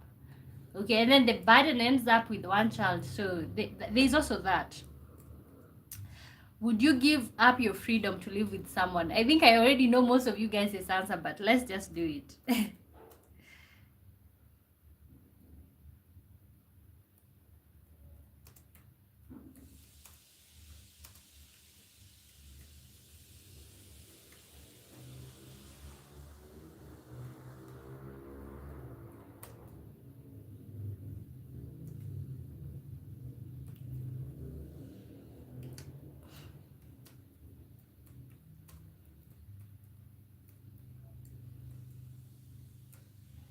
Okay, Georgia says they make it compulsory, but I think you're engaged. Is your husband okay with you not having kids? Make it compulsory to provide. Okay, engaged does not mean husband. Engaged equals fiance. Okay, not okay with you not having kids. Yes, like I think so. I think that's one of the things that I usually talk about first. And I keep saying this, like, people are allowed to change their minds. Okay, you can have the belief of like, you know what, right now I'm not interested. Okay, are you allowed to change your mind down the line? I think so. I think you are allowed to change your mind down the line. So, but I feel like for now, yes. Yeah, but I think that can only happen especially when you're dating somebody mature and stuff, and also maybe they know also they don't want children. So Channel T54 says, no, even if I get married, I have to have my own room, man cave. Okay, most people now have, most people are not even sleeping in the same bed these days. Okay, everybody have their own room. Maybe it gives you some sort of privacy, and then you feel like you're in control. Okay, is it a good idea for people to be sleeping in separate rooms when you're married? Most people will say, then why am I getting married? Yeah. Also, me personally, I would also want to have a woman cave. In that space, you express yourself in that room. That's when you go when the outside. I think having a man cave or a woman cave is really essential and necessary. Not to mention, like, who wants your games, your manhood things? I don't want them all over the house. So you can have your own man cave. Because I think living together, honestly, living with people, because I've had roommates before, it's hard. Okay, you're living with somebody that is not you.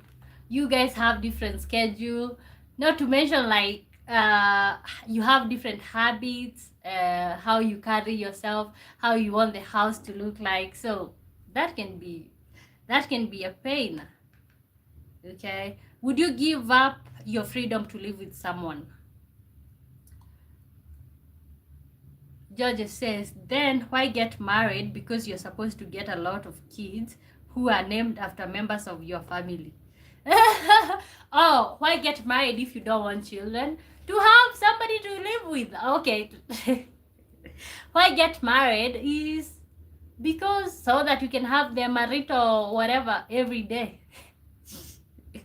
Okay, let me know, guys. If you don't want children, why get married? What do you think? Why get married if you don't want children? Okay, I think people confuse. People think that, like, marriages, yeah, especially if you get married and you never have children, people are like, what? God, you guys are married, you don't have children. How is that even possible? Channel 354 says some people snore, some people want a TV in the room. We live in the same house, but we also have space. Okay, yeah, especially the snoring part. Other people want to scroll in the middle of the night. Some people like to sleep with sound on, white noise, you know. So I actually, to be really honest, that's it. Yes. Yeah, I would like the whole idea of having a woman cave. And in that woman cave, there's literally, you can even have a small space or a couch where you can just sleep when you don't want to interact with other people. What is getting whatever? Getting whatever?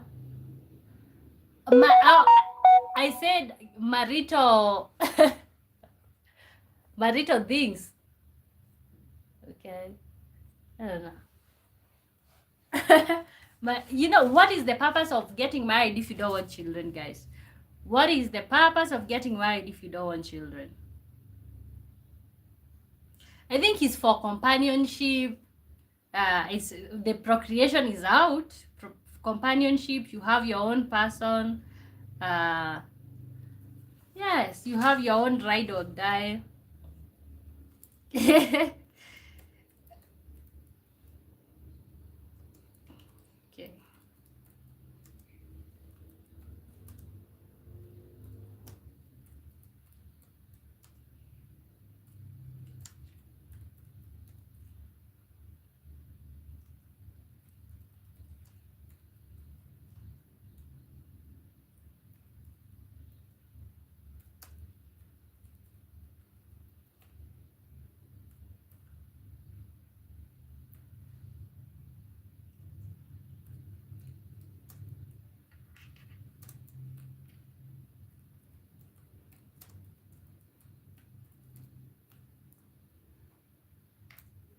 Okay. Okay. Also, keep telling me. We have 7 truths about men, especially if you have not contributed to that topic. Let me know some of the 7 truths that you would know about men. Things people say to single people that may seem supportive but are actually annoying. Okay, let me know your experiences. So we're still at, would you give up your freedom to live with someone? Yeah, I think I would, but also like Channel 54 said, I think it's very essential to have like your own space in the living together. Okay, your own space, your own corner. You know, you can have your own office in the house. That's the place. But because I feel like when you start living with people, it's like your personalities get intertwined. Uh, you're mixing things. You know, people feel like you have to like be around your person like 24/7, but I don't think so. Okay. Judges says in urban societies, ladies are looked down on when they don't have kids. Ladies get kids to avoid embarrassment. Yes. Is it in urban or villages? I think in my world, okay, let me share about my world. I think in my world, I think villages. In villages, women get shamed. In my world, or in Kenya, I feel like if you don't have children, it's like, oh, some people will think maybe you're not even doing the thing. Like people will think that you're not involving yourself in sexual activities, and then they're like, is this person, maybe this person does not know what they're supposed to do with their genital areas or whatever. Iano Vaveku says define freedom and what relationship is it, mutual or beneficial? Mutual. The relationship is mutual. Define freedom. Freedom is doing whatever you want anytime you want. Okay, when you get married and you start living with people, do you do whatever you want whenever you want? No. You have to think about the other person's feelings, okay? When you're not married or when you're single, okay, let me say, when you're not in a relationship, it doesn't have to be that you're married. When you're not in a relationship, you do whatever the heck you want to do. But when you're married or when you're in a relationship, you have to think about what will the other person think. You know, how you show up, how do you talk to other people, if you are a guy, how you talk to women, you have to think about, oh my god, what will so and so think. So that's what I'm talking about. Would you give up your freedom to live with someone? I think my answer is yes, but there has to be some sort of freedom in the situation. Okay, things people say to single people that may seem supportive but actually annoying. Let me know some of the things. Let me pin that.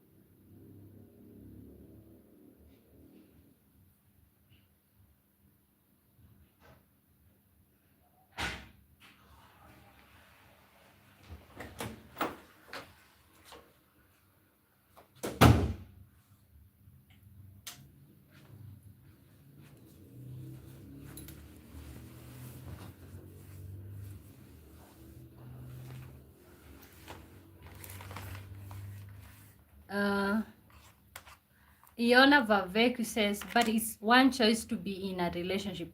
What you have to lose or sacrifice is because it's part of the package. Wow. Ooh. What you have to lose or sacrifice is part of the package, part of the relationship. Okay, which one is better? Okay, being single or being in a relationship? Let's look at that. Because if being in a relationship, okay, when you are single, what do you sacrifice? You sacrifice having an emotional connection with somebody. You sacrifice intimacy, maybe, I don't know. You sacrifice having somebody that you can talk to, really, so I think your response makes me think, then is it worth it to be in relationships if you have things to sacrifice and to lose? Okay, which one is way better? Okay, things people say to single people that may seem supportive but are actually annoying.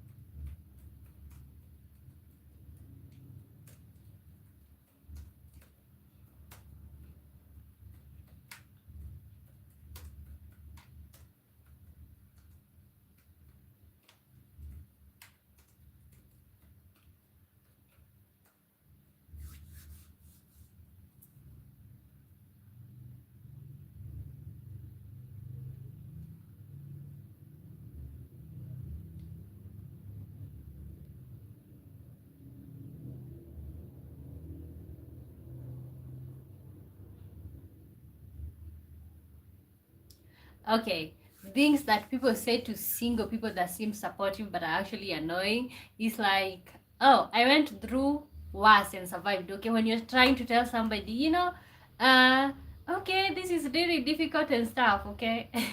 Well, I went through the same and I survived, so you're gonna be fine.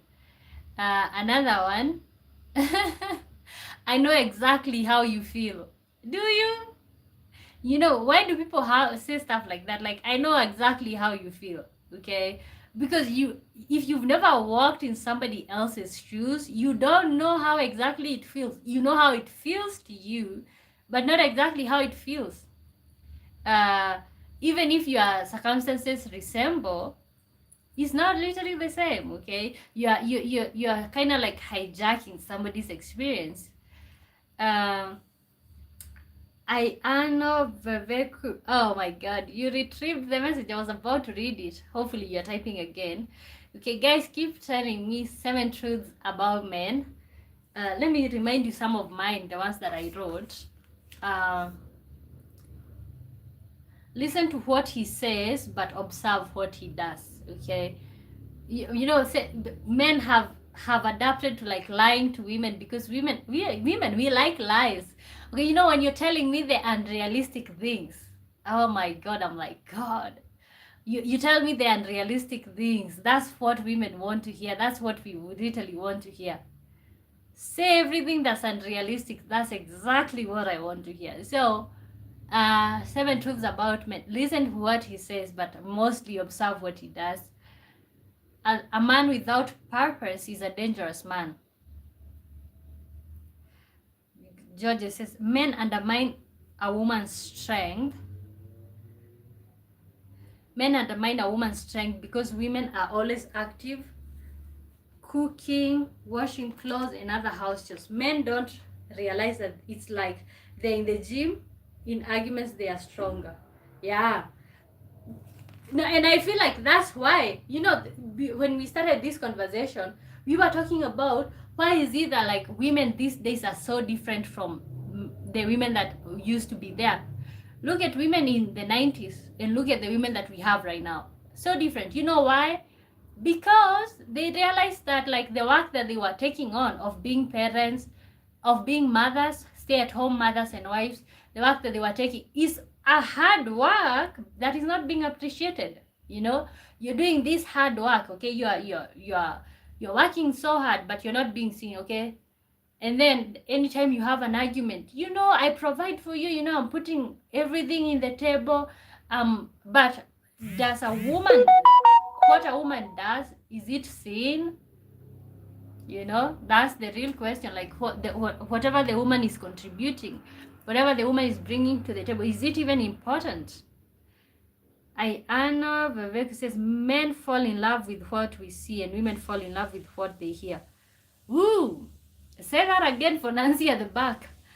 Men fall in love with what they see and women fall in love with what they hear. And that's a problem on the side for the women, because and then now you're just being told crap and then you just believe it.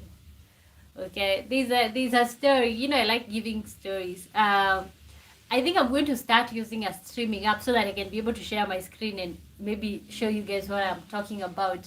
But basically, this lady, she she said that she got pregnant because the guy whispered in her ears that specific time when they were having sex or whatever. Like, oh my god, I want a child right now. Okay, so she was going to take a morning after or whatever.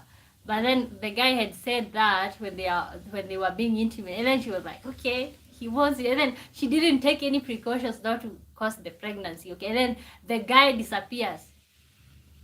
See, because women, we like hearing, and I think men know that. You know, tell us, lie to us, tell me you're going to take me to the moon. That's literally unrealistic, but you know. Yana Vavek says, can't blame a man for lying. Also can't blame a woman for applying makeup. Because, oh wow, because we apply makeup because that's what men want to see. Oh wow. And you guys are lying because that's what we want to hear. That's a reality check right there. Wow. Okay, there's another one. Let me think about this. Another one. Okay, guys, keep telling me 7 truths about men.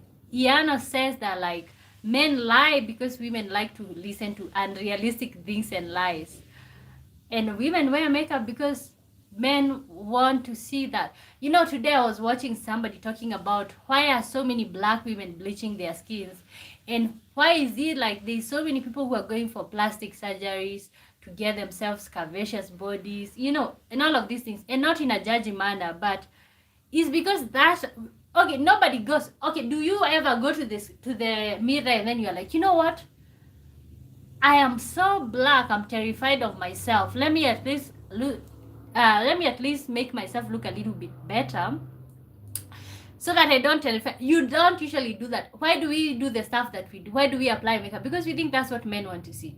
Why do we go for body enhancement? Because that's what we think you guys want to see. We don't do this stuff for ourselves. Okay, most people come back with the thing of like, it's about self-love, loving yourself. No, I don't think so. Because you know, I am used to myself how I am, okay, being black, being whatever that I am, being short, being tall. That's what I'm used to. But I think I keep thinking, okay, this is the other thing that these people want, so let me just give it. Uh-huh. Judge says, I disagree with women fall in love with what they hear. What about women having types of, they also use eyes to see her type? Okay. Okay. But see, most of the time women get married to men that they are not attracted to. Because women, I feel like women are emotional beings, and with time we can develop emotions with time, okay? So yes, we have a type. Sometimes you're looking for a specific type, but most of the time women get married to men that they're not attracted to, and the love grows. See, like they usually say love at first sight, it happens. But I think for women is most women get married to men that they know, like men that they have developed an emotional connection with. I think so. Yes, yes, but it comes down to what kind of a person you are deep down. Generalizing men or women is not applicable in most cases. Yeah. Okay, it's not applicable. When I started streaming, somebody told me that men and women are same. It's just like we run different programs. We do run different programs, and I couldn't agree, especially the running different programs when it comes to routines, when it comes to why we have aggressive men and we have gentle men. It's all about that.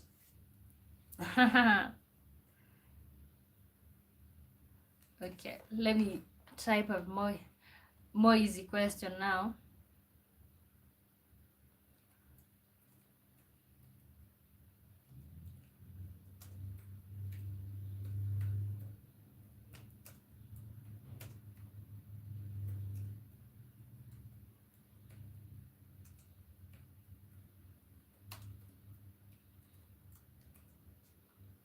There we are.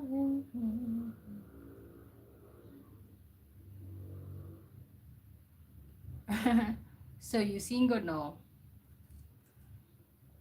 What's a favorite way to waste your time? Wasting time.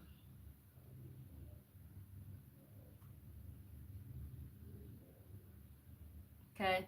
And also, for those of you who have not maybe looked at the question on the screen, 7 truths about men. Let me know. Oh, maybe you can just tell me one.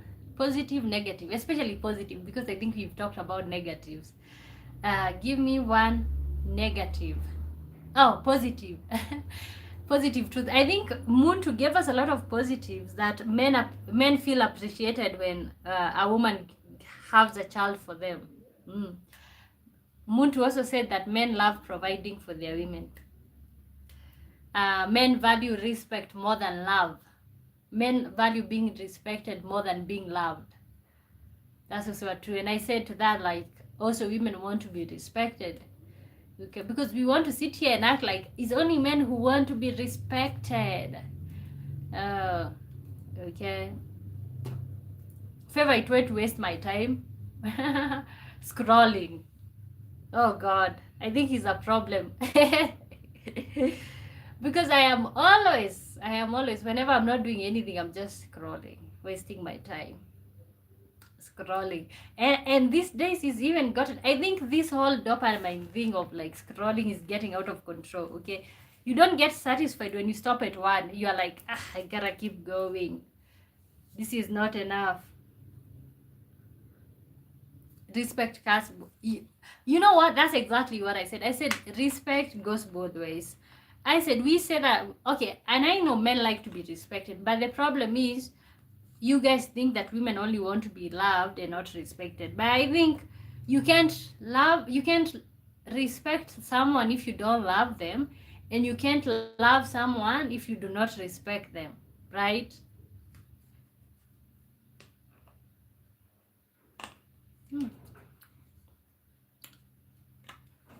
Also, when you join in, let me know where you're watching me from. Yeah, respect cuts both ways. What is today's question? How are you, stargazers? Oh Lord, there's a lot of questions here. First of all, you can tell us some of the truths about men. It could be negative or positive. Also, let me see. The question is up there. Okay, there's a question by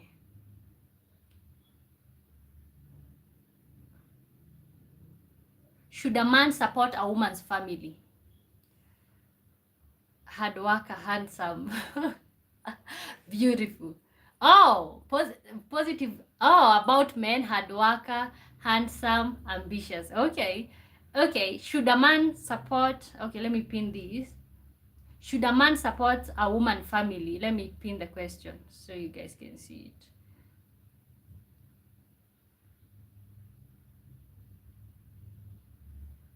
Should a man support a woman's family? Like, should the woman's family be entitled? Like, if you marry into the family, are you supposed to automatically help? And if you don't, what is supposed to be the consequence? Like, yeah, so that's the question. Let me know your opinion.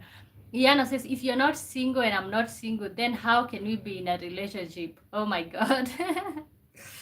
It's impossible. Strong mentally. Those are positives, okay? Any negative, but I think you are I don't know if you are a guy or a woman, but I think you are a guy. Also, those who are joining in, this some of the questions that we've had: should a man support a woman's family financially, and should it be compulsory? What is women's family? Is generally a combination of both, right? No, her family, like her parents, her siblings, okay, not a combination. Should it be compulsory? That, I think that was the real question. Okay, this guy channel T54 is the one who asked the question. Yes. So guys, keep telling me some of the truths about men. Also, we also have another question: should a man support woman's family? Also, if you also don't want that question, favorite way to waste your time, an easy one. To be really honest, I'm kind of feeling hungry and I had eaten before. Let me see, as you guys are typing that. And what does both mean? Like, does it mean men, the man's family and the woman's family?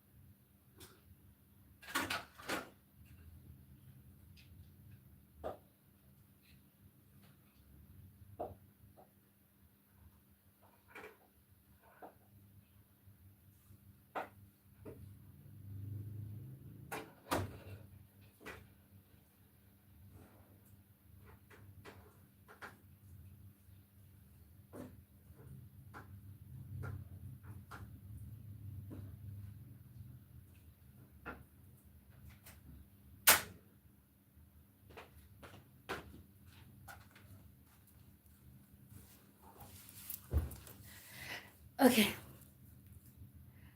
The Stargazer says, work that men do, women could never. Wow. let me buckle up. Let me buckle up for that one. Work that men do, women could never. And it's not totally natural. God gave strong body to men and sharp brain to women. Multitasking. Okay. You know what? I see what you're saying. See, we always want to say that what a man can do, a woman can do better. Okay, I think women are smart, but let me tell you, the type of work that I see men doing, lifting stones with your bare hands, like, honestly, I think men are naturally strong, and yes, and I know some of the things that men can do, women can never do. So that's a good truth right there. Yeah. You know, for example, the type of men that are building skyscrapers. Okay, women are involved, but it's usually the engineering part, not the lifting part, really. So we want to be equal so bad. We want to be equal, men and women. We want to be equal, but yeah, can never happen. George says, why should I help the woman's family financially? I'm not married to the parents. They should sort themselves out. Rude. Oh, rude. Thomas says, hey dear one boy. Oh, hey Thomas. I'm unfortunately very busy out of my land right now, so I can't follow you at the moment, but you got a like from me. Oh, thank you, thank you, thank you, thank you, thank you for always turning up, and hope you get everything done. Okay, George is rude. Why? George says, why should he help the woman's family? He's not married to the family.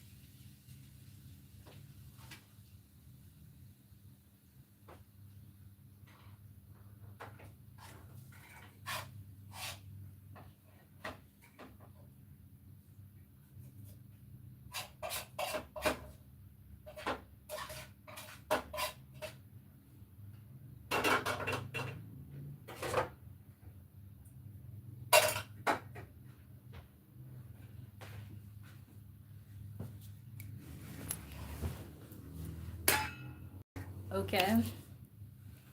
Sorry guys, I had to like get myself something. I started streaming at like 12. Okay. Why should I help the woman's family financially? I'm not married to the parents. For me, I think it also depends with the situation. Okay, if you have an agreement with your woman that if you have an agreement with your woman that like, okay, you're not gonna be working, your work is just sit back and relax, then some of her concerns should also be your concerns, maybe. Okay, but if she is working, then maybe why am I rude? Is speaking the truth rude? When did saying the truth become rude? I'm not soft, and I will never get soft.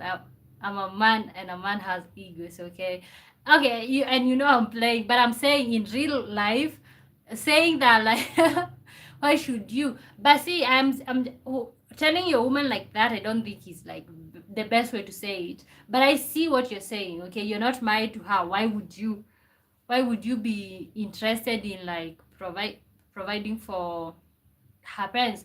So, but honestly, I think I would say it also depends with the arrangement. If you have her as your housewife, then maybe her concern should be your concern. Okay, let's say her parents have something that they are doing and she can't be able to chip in, maybe you should be able to chip in. I don't know. I that's what I just think. Okay.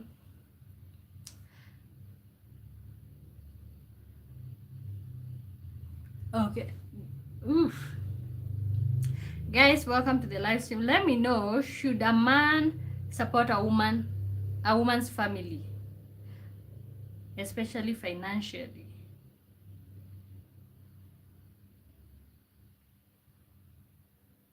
Okay. And the truths about men, I think what was the name? The Stargazer said something that nobody else have said, that work that men do, women could never, and it's totally natural. God gave strong body to men and sharp brain to women. Okay, so I think I like that. I like that. Um, da da da da da da.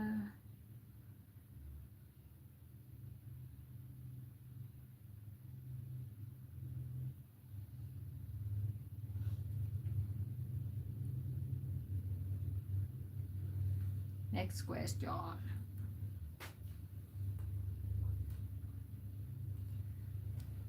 They say a man and woman will leave the parents. house and become one, not become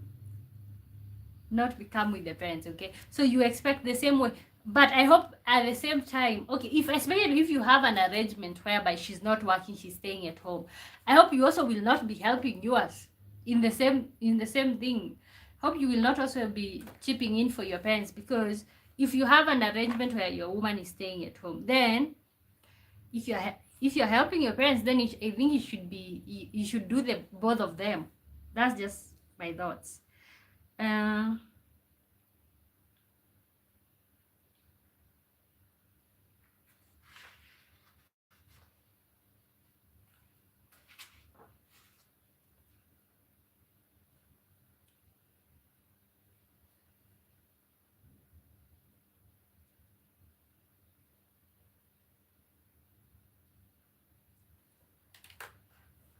Next question. Guys, welcome to the live stream. My good name is Omboy. Let me know where you're watching me from. Which country are you tuning in from? And also let me know. You can answer either the question that's pinned or the one that's on the screen. So it's your choice. Choose the one that you want to answer.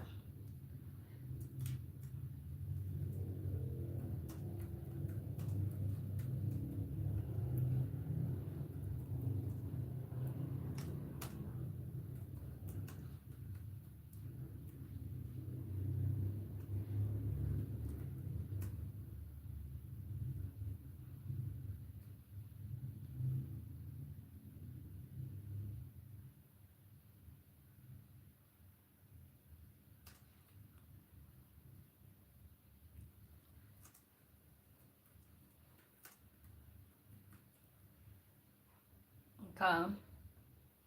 Iano says, looking for a relationship or evaluating your choices.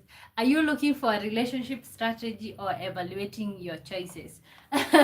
Neither of them. Okay, the thing is, like, we usually talk about these things every other day. Like, I was, funny enough, before you asked that, I was just thinking about how I started doing these questions. When I started streaming, we were just talking about almost nothing. Like, we would just show up and whatever show up comes up. Okay, and then I started doing questions where I started doing topics where, like, I would come up with a topic and that's what we would talk about. The whole thing, that's what we would talk about. And then I started doing questions, but people like questions better because they feel like they have the space to, like, so my all my live streams are usually like this. I think you'd even think that, like, I'm talking about my own self, but the thing is, people like this, and the thing is like more realistic to most people. So yeah. George says my wife should work. My wife should work. I will never leave her in the house to watch cartoons the whole day. Tokens also cost money. Wow. I think you're so brutal. Okay. How about the part that you want her to be relaxed at night? How about the part that you want to come home to some hot meals? Okay. How about the part where, like, you want to come home to, Okay, and then if she works, when you get home, will both of you do the house chores? Let's start there. Will both of you do house chores? Okay, my wife should work. I will never leave her in the house to watch cartoons all day. God.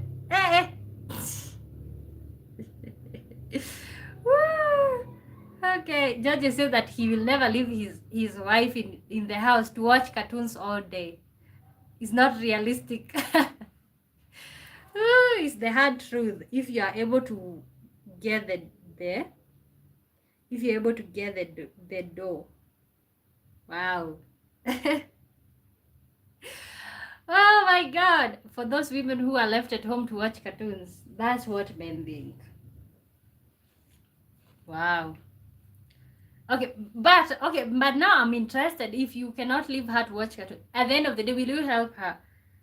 Will you help her around when you come back home? Because to be really honest, my perspective, if I'm working, you are working, okay? When we get home, you're not gonna sit back and wait for me to prepare a meal.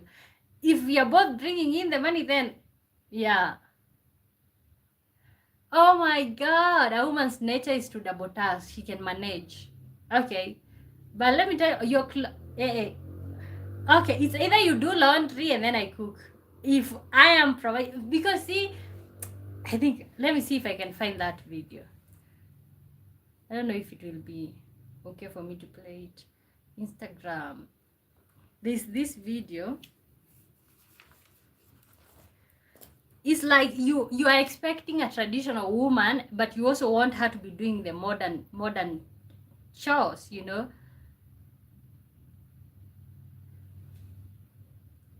Let me see if I can find that video. Okay.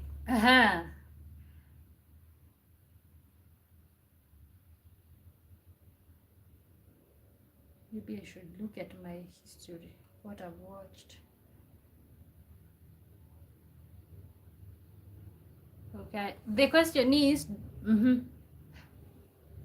the question that we are answering is, should a man provide for a woman, for a woman's family? And Georges is saying that, like, and I said, if any case we have agreed that like the woman is not working, then you should maybe concern yourself with everything that means something to her. But then Georges says that like his woman will never be left at home to watch cartoons. The woman will work. And then I asked, like, at the end of the day when you guys come home, will you also help? Because it's literally unrealistic. Because me personally, honestly, if I'm working, at the end of the day, we have to help each other when it comes to the house chores. If you're looking for a domesticated woman, let it just be it. You can't expect for a domesticated woman who is working. I think I can't find the videos on this one, but yeah, it's basically this video here. This guy is saying that like, no, my woman will always work, but when we come home, she's doing the house chore. That's her duty. Then what's your duty as a man? You know, really? Yeah. And I feel like both men and women, we are going through the same thing, or we are literally doing the same thing. Because also for us women, we are saying, okay, I want a man that provides. And then the question is, will you do everything else in the house? Okay, will you want him to also help around? Okay, so it's like you need to choose. It's either you want a traditional woman or a modern woman. But most people want a mixture of both, traditional, modern. Can that even happen? Like, can you have that in one person, traditional plus modern at the same time? Okay, she believes in working, but she's also doing the house chores. Like,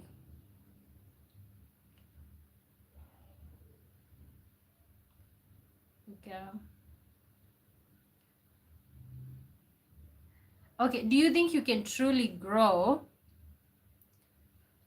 Okay, do you think you can truly grow when you're around people, or like when you're living with people? My name says mixture is the best, traditional and modern.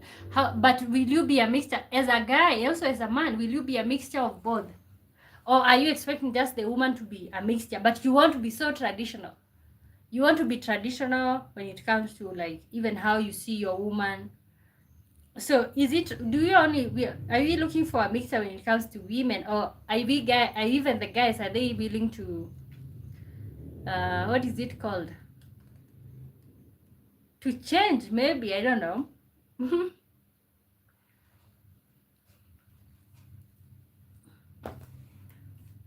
Yeah.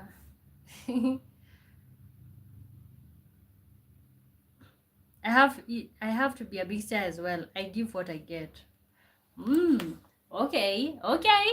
That's it. You know, I was thinking about, would I have survived the Middle Ages if I was born in the Middle Ages? Let's say I was born in the 1960s and 1940s.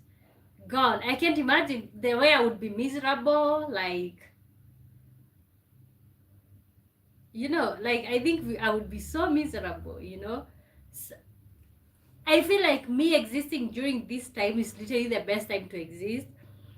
Where like we've seen traditional women and we've seen modern women, where we've seen traditional men and we've seen modern men. Honestly, right now you have a choice. It's very interesting to think about existing in such a time where like you don't have to do the things that our grandparents, our great grandparents had to do, you know. Yeah.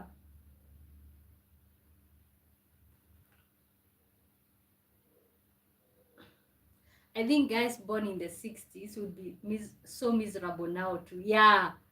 Oh God, most of them would be rotting in jail. The type of things that they would do, and they would get away with it, even if they got reported. Can you even imagine the guys that in the let's say 1910s, okay? If they would resurrect right now and see what is going on, the fear, selling fear is not working anymore. Religion, people are questioning even religion that was really unheard of, you know. Right now, people are able to question everything. Yeah, I think they would be miserable. If you were born in the Middle Ages, would you have survived, in your opinion?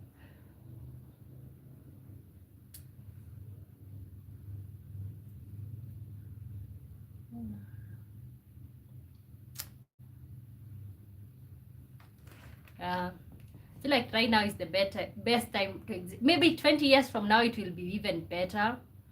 Oh. 20 years from now it might even be way better. I can only imagine. And then that generation will feel like, oh my God, can you imagine if I was born in 2000? That's what they will be saying. Middle ages were rough. No one would survive. Yeah, the current generation, no phone. Women, especially women, God. See you later. My phone is going off. Okay, see you later. Okay. I don't think women, the current generation of women, I don't think we would survive in the Middle Ages. Hey, not to mention the privileges that we are having right now, the opportunities. You can become anything right now. You can have a bank account. Can you imagine a life without a bank account? Having to use somebody else's bank account and you don't know if they're gonna give you the money. Working so hard on the farm, you know, having so many children and not having an opinion about it, being told because you are, let's say, Catholic, you can't use family planning because now you're going against God. Can you imagine living in such a time and comparing it to right now? Yeah, I think right now is way better.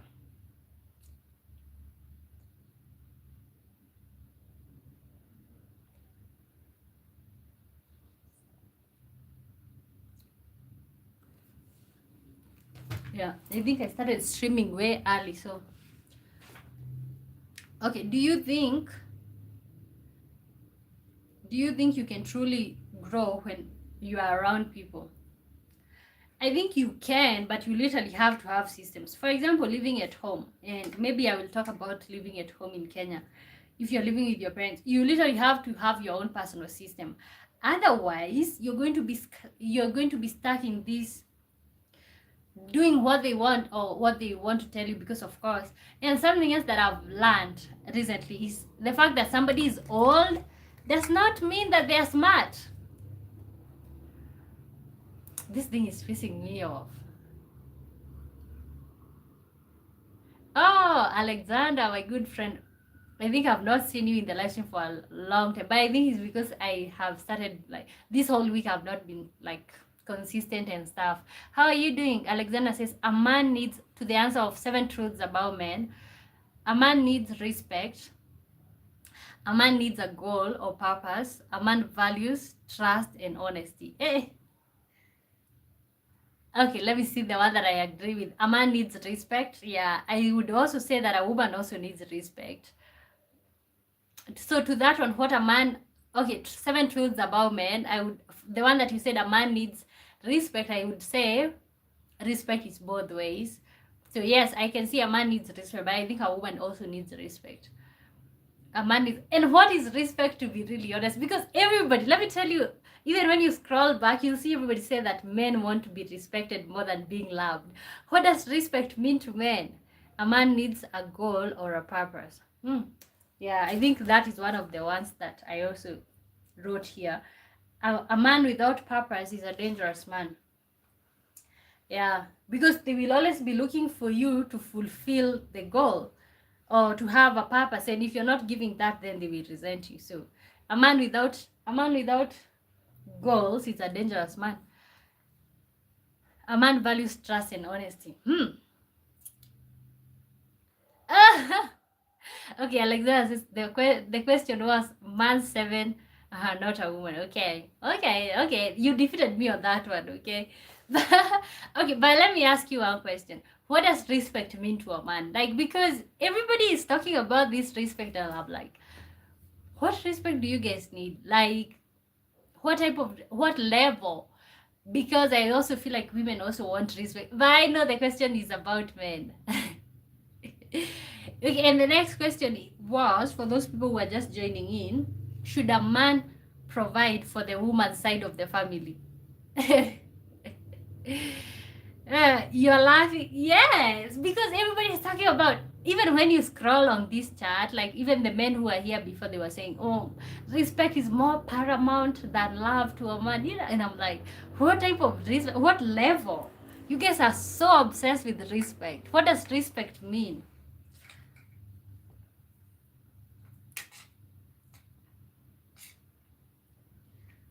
Okay, and I have some food here. So this is how we eat out here. So this is spinach, these other local vegetables here, and rice. So that's my lunch. And then I'm like, I think I'll just keep this food and eat out the television, because I'm starting to think, I'm thinking if I eat when I'm streaming, then I will not be sure if I have green things on my tree. Then that's the last thing that I want you to be watching. So Alexander says receiving loyalty from his partner, or being appreciated by his partner, and being heard by his partner. Wow, that sounds good. Like royalty. Okay, of course, royalty non-negotiable. Being appreciated by his partner. Okay. Oh, for the things that he's doing. Okay. Okay, and if you're wondering, I asked what is the meaning of respect and being heard by his partner. I think this is the last one. I think you should underline the last one. This is the one that men really want, I think. Being heard by your partner. Like when you say something you want her to hear or to obey. Okay. Oh, maybe we are not even only talking about respect. Maybe we also talk about obedient in the same sentence. Okay, honestly, to tell you the truth, when you read that, there's some type of like, you just feel it. You kind of feel it. Being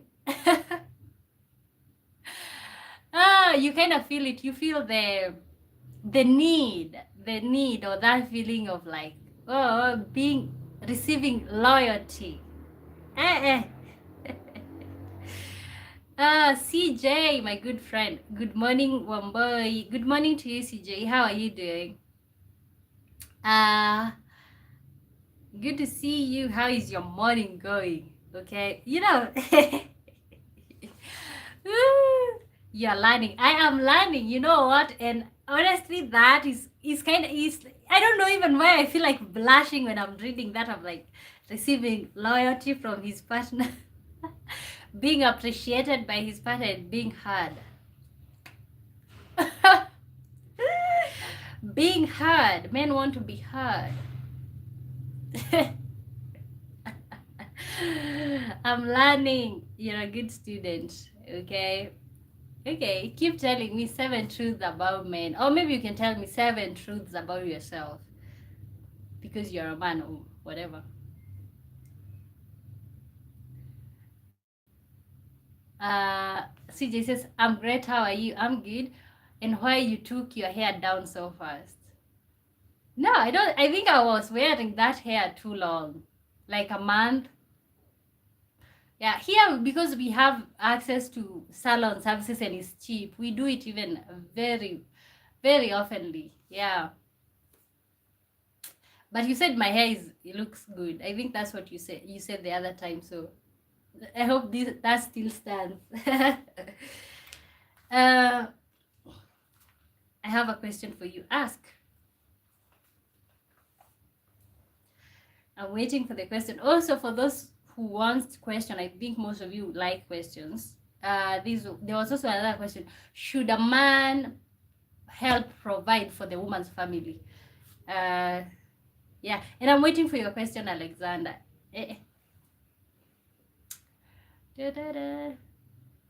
CJ, did you just come out of work, or maybe you didn't go for the work? I'm getting to know even you guys' shift. What time do you work?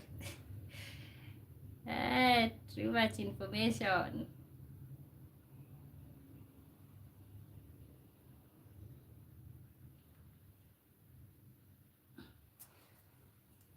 I'm grabbing breakfast on your way home. Okay. Wow. Good morning or good night, maybe good night. What's for breakfast? Alexander says, if your boyfriend or your husband had a function to go and asked you not to wear a certain dress you wanted to wear, how would you handle it? Okay, describe the dress. How is it like? Okay. But for some reason, I think that's kind of hot. Like, don't wear that. I don't know. Okay, how is the dress? Is it short? Oh, so it's short. I think. Okay, I would like to know why. If maybe he's feeling like insecure.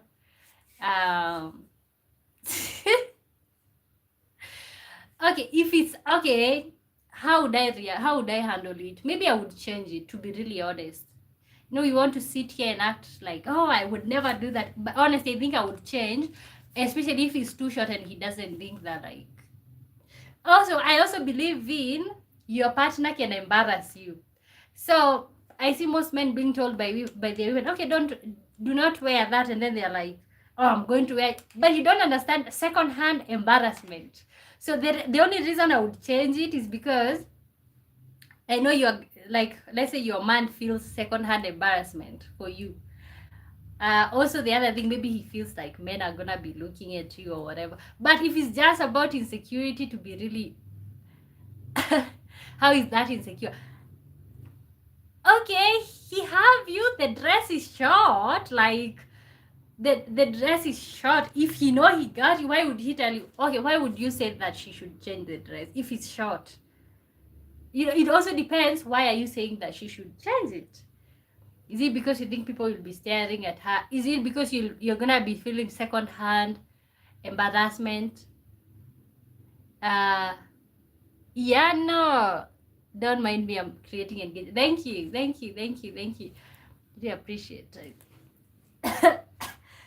Woo! Okay, so I think it depends. For me, I think it depends. It honestly, but most probably, I think I would change the dress. Yeah. But it also depends why. Like, if it's just because he thinks that other men are gonna be looking at me, then it's like, that's exactly it. You want men to be looking at, I think you failed the question. What's the answer? I think you want men to be looking at your woman really, like you want to know that she still got it right. What is the answer?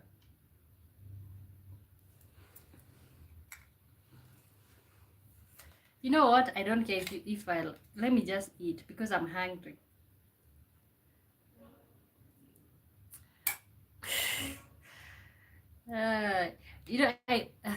Like, you see men think logically. A woman, she goes off emotions. Oh, okay. So a woman goes off emotions, okay. So I didn't think logically. I started about emotions, thinking that he's being insecure and all of that. Okay, but I'm also asking you, why would you tell her to change the dress? You need to give explanation. You'll be like, okay, change that. You can't just be like, you know what, remove that dress. You're not going anywhere dressed like that. That's what men usually do sometimes. Oh, you're not going anywhere dressed like that. Oh, where do you think you're going? Oh, it's like, excuse me, sir. Where do you think you're going? What's wrong? The dress. Ian says, Like and subscribe. We really need it. Yes, let them like and subscribe. Let them like and subscribe. Guys, like and subscribe. Also, answer the questions. There's a lot of questions. There's the one on the screen, 7 truths about men, or any truth about men. Do you think you can truly grow when you are around people, when you live with people? Push that like button to be rewarded with a cookie. Oh God, do not give empty promises.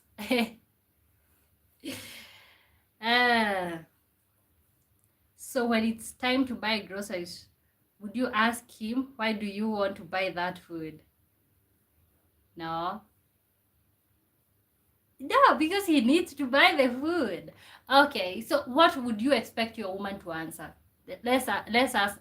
I think that's the real question. What would you expect your woman to answer when it comes to like, oh, do not wear that? Because honestly, personally, I can change the dress, but you have to tell me why.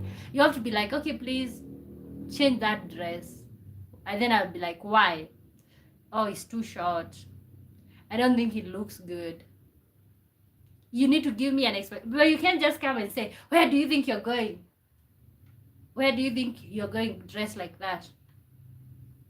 Okay. But honestly, on the bright side, for me, you don't have to deal with that because I dislike attention. I don't like attention. You see the logic. Yeah, I see the logic. See, I think for me, this is, I think I'm just saying depending on the scenario. Honestly, like, for me, I don't think you can deal with that because I think she said, okay. Oh, she said, okay, babe. Okay. Ooh, that's hot. Ah, wow, she did not ask questions. Okay, that's your woman. Ooh, that's hot. Okay, I think, what was I saying? I forgot. If you believe in his leadership, you should change the dress. Without question, that's hot. Okay, babe. That's hot. You know what? Like, I was gonna say, for me, I don't think anybody even have to tell me to change it. I really dislike attention. And if you've been to Kenya, you know that the men out here are really shameless. You're gonna be hearing, sister, stop. You know, sister, sister. And then, because of course you're dressed indecently, like, if you do not stop to like engage with them, they're gonna say something like, oh, or body shame you or say stuff. So honestly, I don't like that type of thing. So I always wear trousers or like, yeah, even with the cute dresses. Like, for example, my man can buy me some dresses like really short ones because I think he really likes that. But then I just don't want them. Like, I don't want to wear them. If you trust his leadership, ladies, listen, your men want you to trust their leadership. Okay, but I gotta admit, like, that's really hot. Like, okay, babe, okay. Okay, but why would you say, I need to see what is the logic behind do not wear that dress. Okay, but how would, okay, and also the other question is like, how are you approaching? If you come, oh, where do you think you're going with that dress? Where do I think I'm going with that dress? Exactly where I think I'm going. Or like, I'm not going with you with that dress. But if you're like, okay,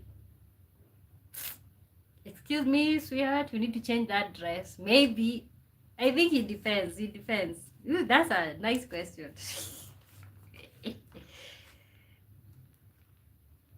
I'm going to get more people. Okay, thank you. Okay, share the live stream.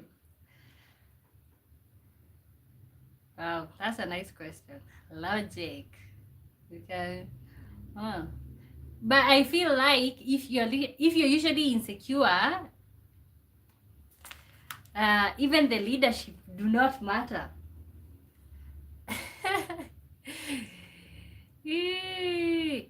Okay, next question, or the same question.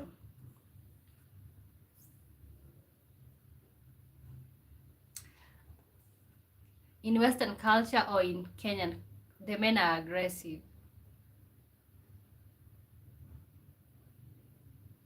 I I think, okay, I'm not, okay, here, I think here, like, a guy will not be that, like, soft, like, oh, sweetheart, you need to change that dress. No, let me tell you, he will be like, where do you think you're going with that dress? Yeah, it will not be all gentle, like, oh, sweetheart, change that dress, please. Or like, okay, the dress is beautiful. You know, I think I watched somebody do that to their girlfriend or something. Like, they were like, you know what, the dress is beautiful, I like it, but it's too revealing. That's what the guy said. Out here, I don't think any guy will be telling you that. Like, it will be like, where do you think you're going with that dress? Or it will be like, remove that dress. Like, it will not be like, excuse me, please, can you? No, it will be, do it. Lucy the Jolly says, hello, my friend. Hello, good to see you. How are you doing? Welcome to the live stream. Eldad says, about men. Yeah, 7 truths about men. Rookie says, hello, Rookie. Good to see you. Aggressive man. Is anyone here? Yeah, are you an aggressive man? Oh, are you an aggressive man? Okay, the scenario, Alexander was giving us a scenario whereby, like, he does not think that the dress that the woman is wearing is okay, and then he would be like, please, excuse me, please change the dress. Okay, what would an African man say? Okay, especially Israeli, change the dress. Like, there's no begging around.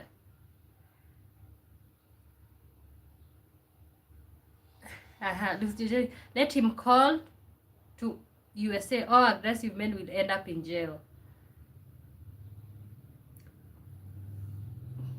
Expound. I'm confused. Elda says, I can only take, oh, you can only talk about yourself as a man. Okay, no, let me know about yourself. And that's what I'm saying. Like, tell me about yourself, or like, tell me some of the things that, yeah, all men are not the same. Really. But for example, people say that men want respect. Like, most people have told me that, like, men want respect. So that's something about men, right? Me, I can be aggressive, depends. Wow. Okay, what would you say? What would you say in this scenario? Your woman is wearing a dress, the dress is really short, and you don't want her to go out like that. What would you say? Would you be like, will you be like the first one? Okay, those cats are really annoying. Will you be like, excuse me, please change that dress? Or will you be like, where are you going with that dress? Or will you be like, oh, why you skipped my question? I didn't. What is your question? Is in Western culture or in Kenyan, the men are aggressive? Oh, you're asking. You are asking a question which I think Kenyan. I think in Kenya men are aggressive. If that was the question, what do you think? What do you think? Where do you think men are more aggressive? I think in Kenya men are more aggressive. When it comes to like requesting for something, it's like they're telling you, like, do this. Yeah, I think I didn't. Was that the question? Okay. Yes, I did. I too adore respect as a man. Okay, okay. Let me know, Alexander, if I read your question. Is that about where are men aggressive? Me personally, I would say Kenyan men are aggressive. Like, how you're saying that, like, asking your woman, like, oh, please change that dress. No, you're not gonna be told like that. You're going to be told, where are you going with that dress? That's what you. That's exactly what you hear. Well, I list truthful things about myself. Okay, go ahead. CJ. Oh my, what is that? Oh my, what's that noise? You have pets? No, I think it's a cat outside. Let me see if it's stuck somewhere else.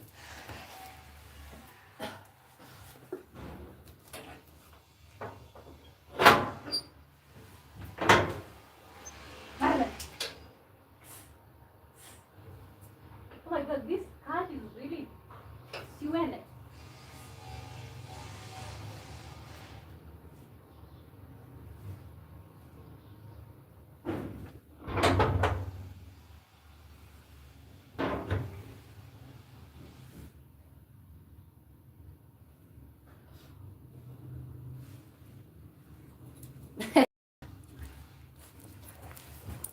there's two cats out there. There's a female one that is crying, and then there's a male one. I don't know what's going on. No, I don't like cats. They really annoy me. You think she's hungry? I don't think so. She's sitting next to the dustbin. I don't know, eating crap. Kenya and America is different, okay? Okay, it is different, but when it comes to like the attitude of people, should it not be the same? I feel like everybody should if it comes to like men being aggressive or like women being soft and whatever, I think it should be the same, right? Like everybody should be soft. Like you're not gonna say, okay, where do you think you're going with that dress? Maybe you should say, please change that dress, or like, would you mind changing the dress? I don't know. I don't know what's best. Okay, I'm still waiting for those of you who are typing truthful things about men. Okay. I think now, CJ, you got home, right?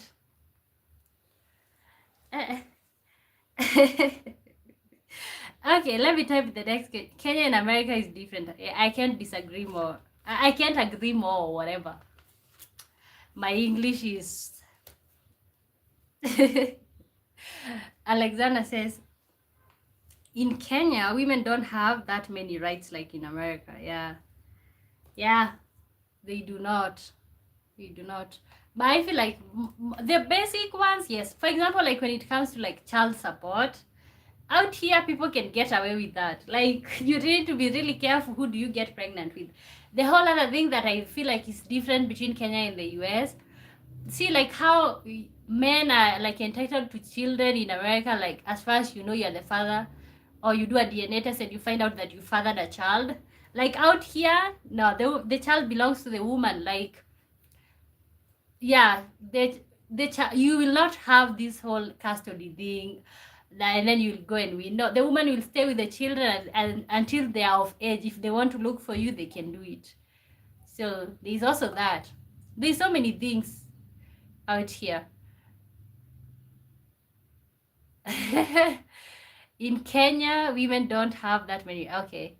CJ says I think you say in America, they'll put you in jail if you don't pay child support. Okay. You know, see out here, they will not do that. Okay. You might, if you have a check, they might automatically just deduct there. But the things that I see that you guys like are entitled to children, like, oh my God, that's my child. I'm taking, I was talking to my to my partner, and then he was saying that if we had a child together, there's no way I'm staying with that child. That is his child, and he would fight together. And I'm like, no way. In Kenya, it's not like that. The child belongs to the woman. And he's like, no, there's no way. You're gonna stay with the child, and there's no way that you're bringing another man into that child's life and all of that. No, out here, yeah, it's different. Alexander is just laughing. She says, and they will garnish your wages if you don't pay. Wow. Okay, a part of me craves for such a society, because there is a lot of men who just go around sowing their seeds and not even thinking about it twice. And I just wonder, how do you live and survive thinking about this your child out there? How do you just keep walking knowing that there's somebody who is your blood, your child, your seed, and you don't care? How do you do that?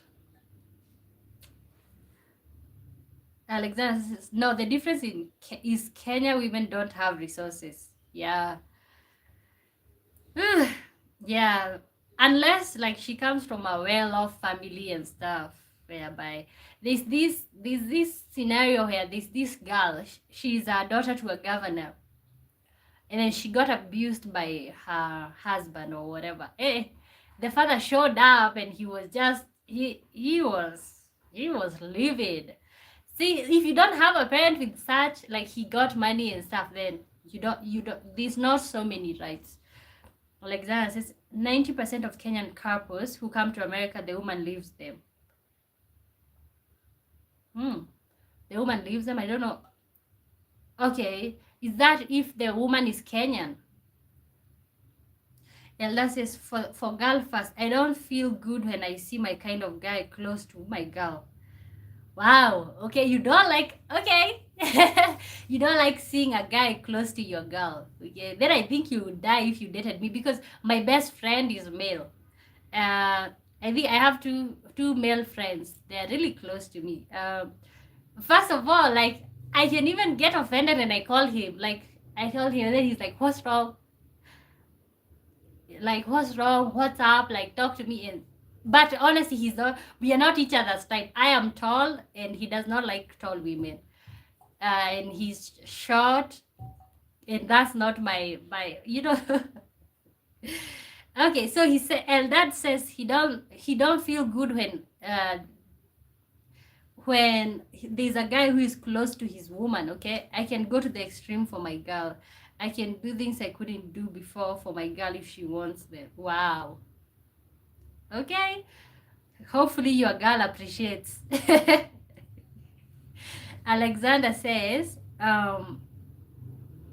in Africa, I realize the woman is held back. Yeah, very much, very much. And if she's not smart enough to create opportunities for herself, my friend, you're going to be stuck.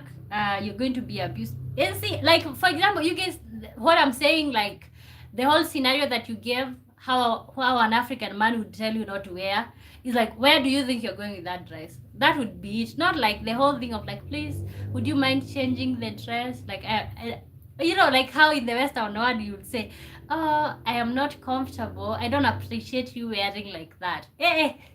No, the thing is, where are you going wearing like that's what you would get asked.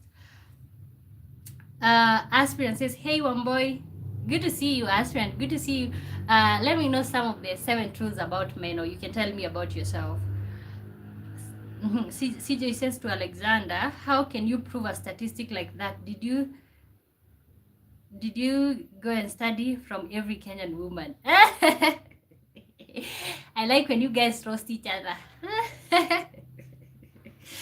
Can women in general don't have the resources? So in Africa, the man has the upper hand. Yeah, like you're sitting there, like, and I gotta tell you, it's true.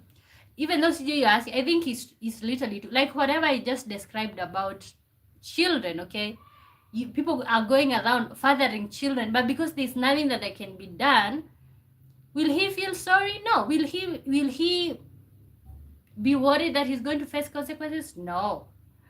So he might as well go and sow the seeds.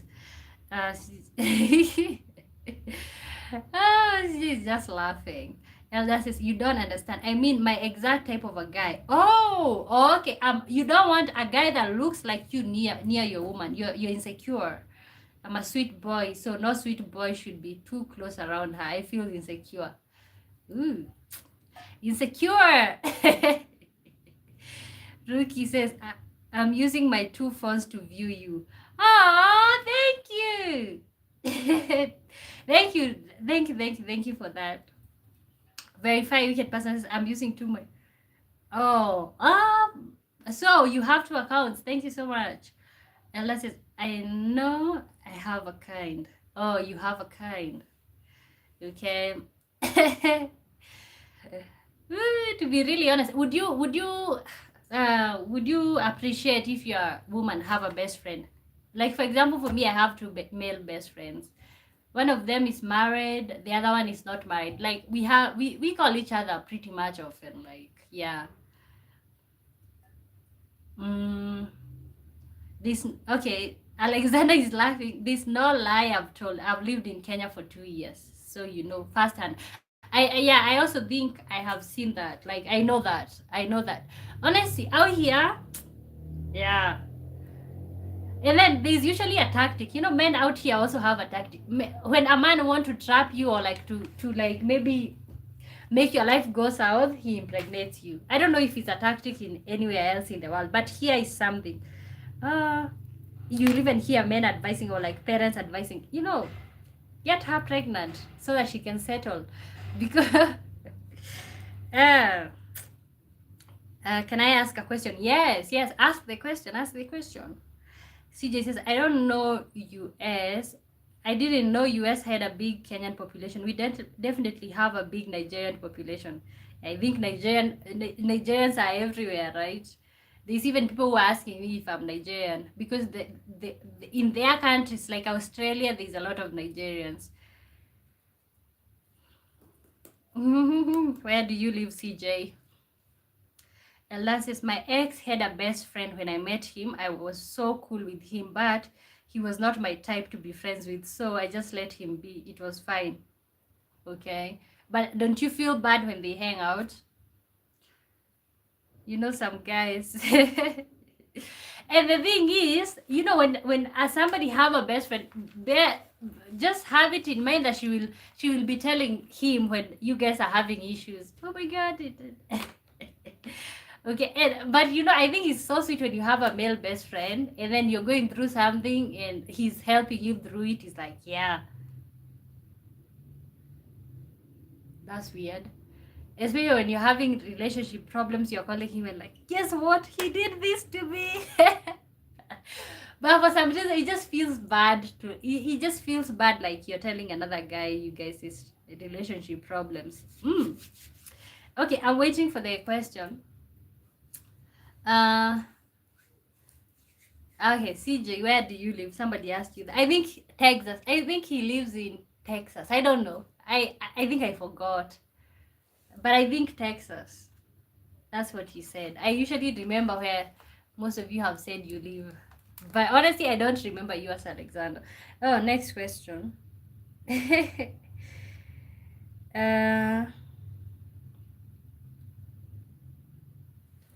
Wow, 7 truths about men.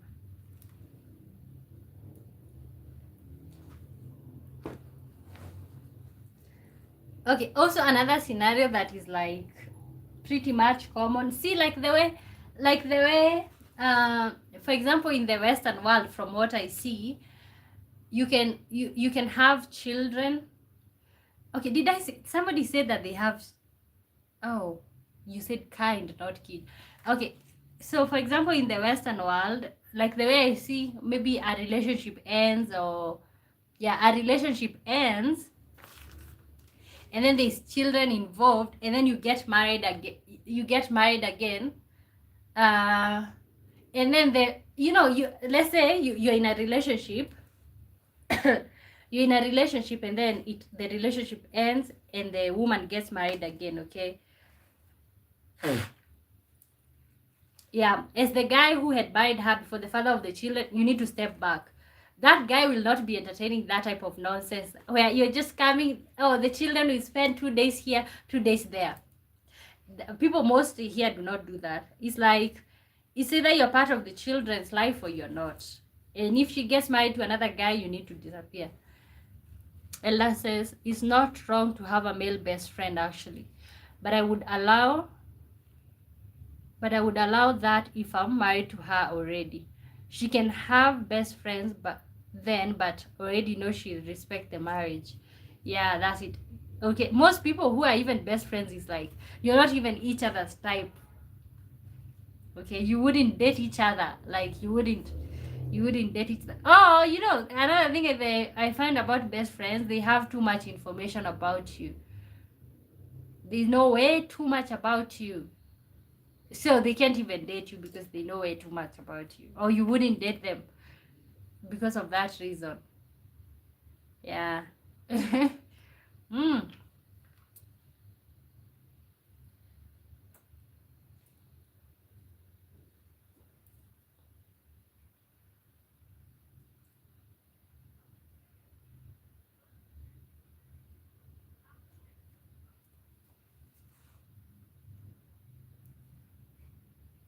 I've been.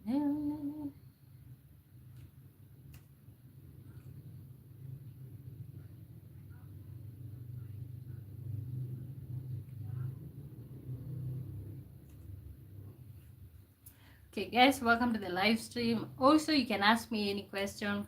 You can answer the question on the screen. 7 truths about men.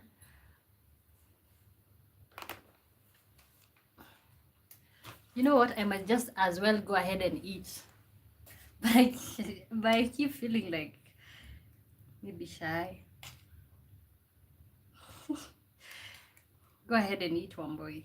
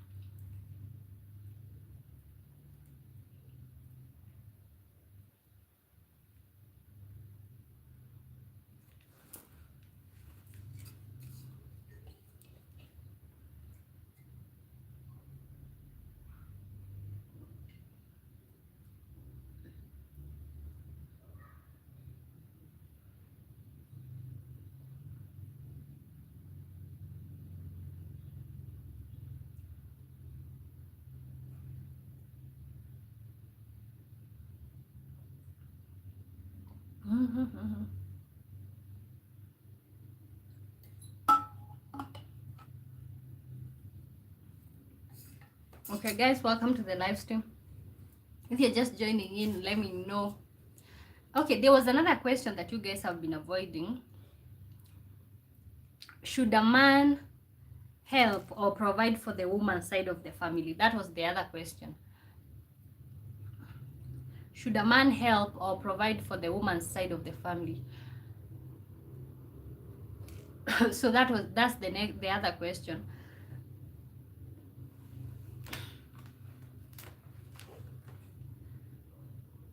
There's a day that I will stream the whole day. Like, I'll just be here streaming the whole day.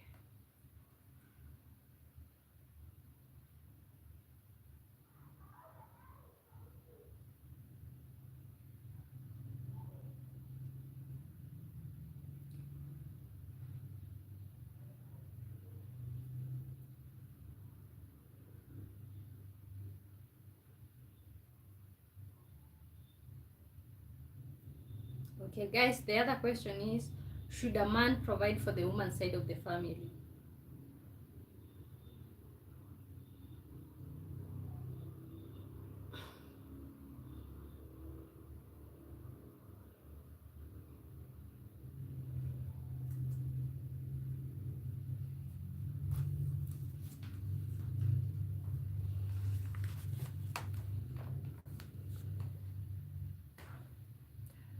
Okay, also another question, do you think you can truly grow when you're around people? That was the other question. Okay, let me type that question. So for other people who want easy questions, okay? And keep letting me know where you're watching me from. My good name is Wambui. Yeah, I will do a challenge one day of like people saying my name. Wambui. Ah.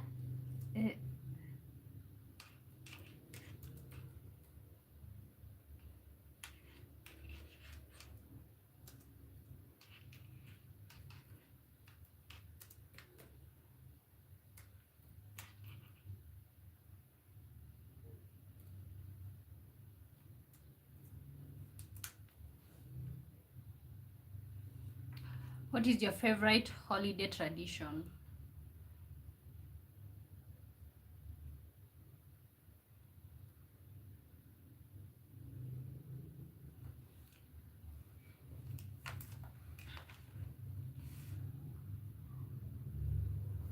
So favorite used to be favorite. Right now, I don't know if I have a favorite holiday tradition. Maybe traveling would be a good one. Used to be my favorite holiday tradition was was when we are at home. Every relative shows up. You're over there. We are having a lot of barbecue. This is also eating intestines. I don't know if you guys eat intestines, okay? So during holidays, especially December, from the 12th to like the 26th. So what used to be my favorite holiday tradition was like everybody being there, you're just eating. It's like a large family, especially those who come from like polygamy and large families. It's like there's like 20 people over there and everybody's related. Or maybe 30. Okay, so maybe that coming together as a group, but right now there's a lot of things that I don't like about that. Okay. Okay, you know what? There's a video that I wanted to play here.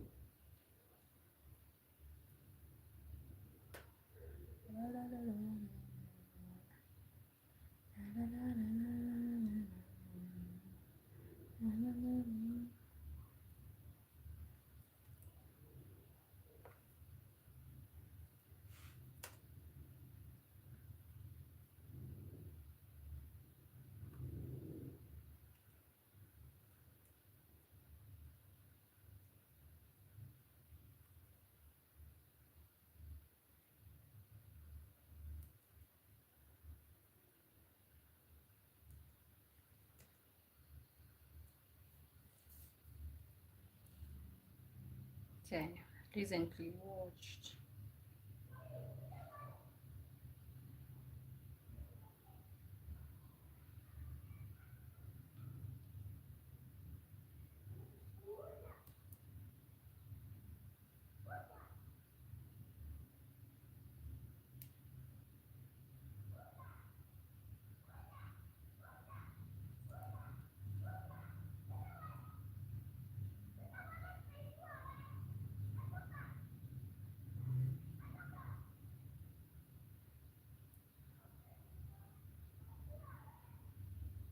Okay, guys, you can keep telling me what's your favorite holiday tradition. I'm looking for a particular video that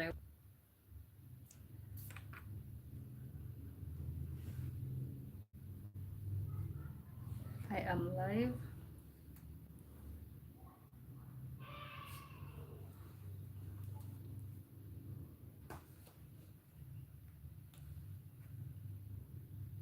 Holiday tradition, how? Like, for example, for some people it can be fireworks on 4th of July. For some people it's Christmas, and then they do a bunch of activities. There's a lot of things that people do for holidays. Okay.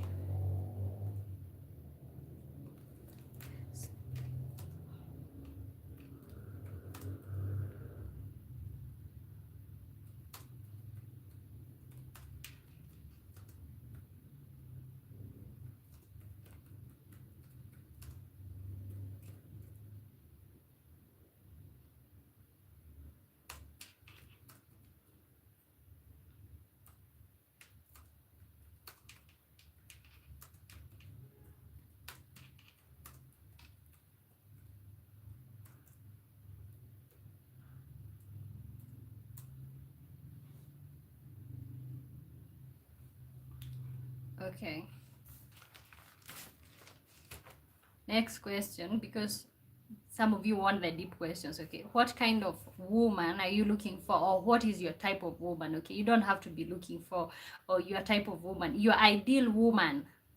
Okay, you know what, let me type that on the screen instead of, let me remove this now.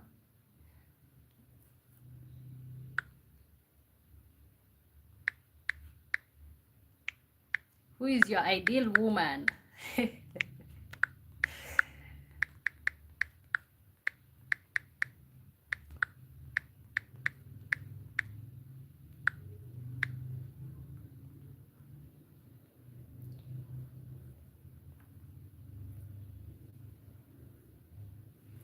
Okay. What kind of woman are you looking for, or what is your type of woman? Okay, maybe I would flip the same question and ask the question, what is your ideal man? But I think we've done that several times, so let me see. So there's a lot of questions, guys, so you can choose which one you are answering. Your ideal woman. Okay, I think most of you would say an obedient an obedient woman. I feel like most men want to be obeyed for some reason. Most of you want to be obeyed.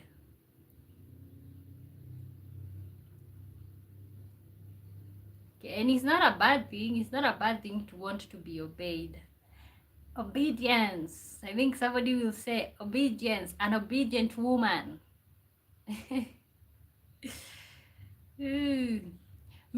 Okay, I think you should make it what's your type of woman, not who is. Okay.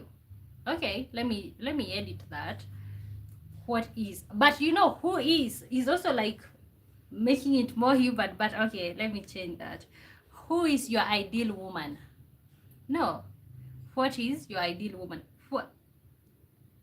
What's your type of woman? Okay. Say no more, done.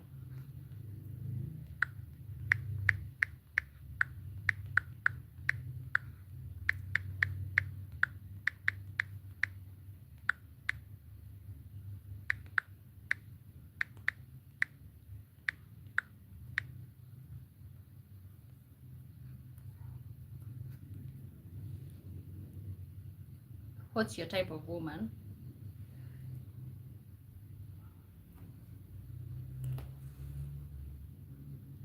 Okay, what kind of woman are you looking for? Or who is your type of woman are you looking for? Okay, let me wait and hear from you guys. And then maybe after, I think we've done a lot of your type of man, I think. Okay, I think women would say ambitious, caring, gentle, especially the gentle part. I underline the word gentle. Gentle. You're my type of woman, a woman who takes correction. That's it. Ah, oh, that's a compliment. Thank you. Okay, but let me tell you, I think women, sometimes we can be naturally defensive. We can be naturally defensive, but you don't want to be told, okay? But you know, Alexander said that, like, for example, with the scenario where, like, telling your woman, okay, you don't want her to go out with that type of dress, most women will be like, why? Okay, why? You know, but I think I would also be like that also, although I think I pride myself in taking corrections, but at the same time, you have to be really. So if I did a double try and you passed, oh. Double try. What was the second one?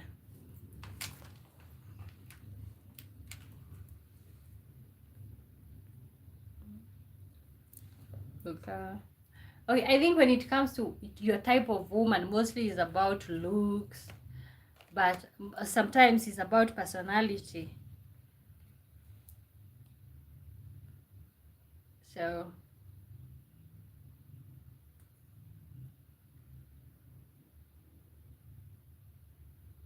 okay, guys, answer the question on the screen. My good name is Wamboy.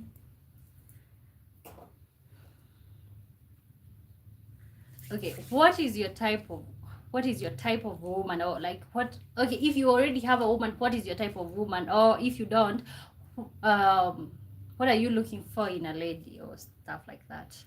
Maybe that's the question. That's the question.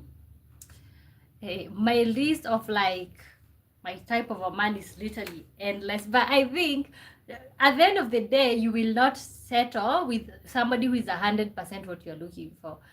You will have to compromise on some of the things, but at least uh if your person is at least 70% of what you're looking for, I think you're fine. 70%.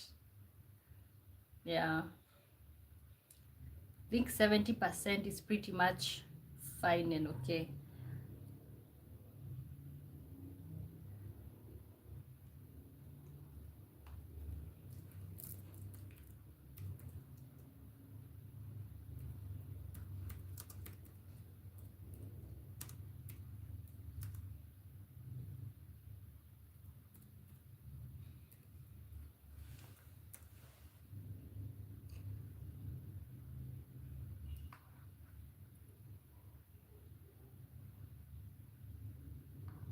Okay, And when it comes to like what type of woman you're looking for, it also determines is like, do you want a boss lady?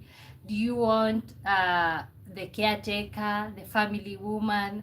Do you want the omega? Do you want the controlling one?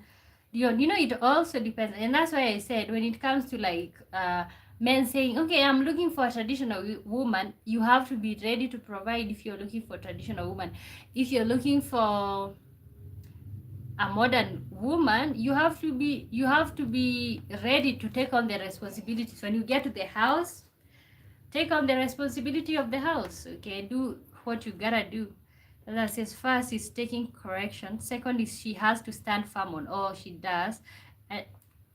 I don't mean stubbornness, but confidence and responsibility of doing it, because that's what I treasure. Okay. Taking correction, to stand firm on all she does.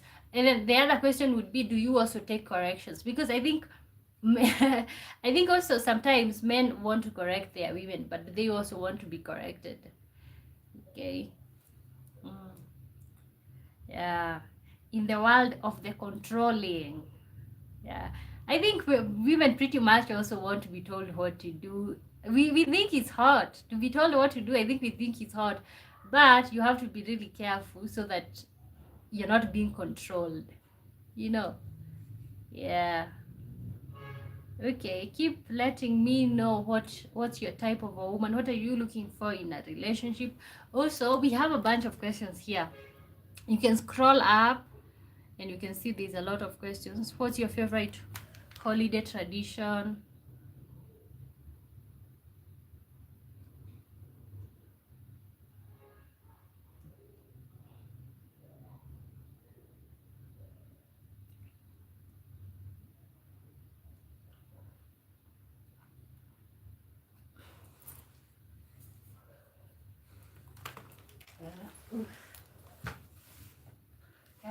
Carrying the laptop on my lap is literally so heavy.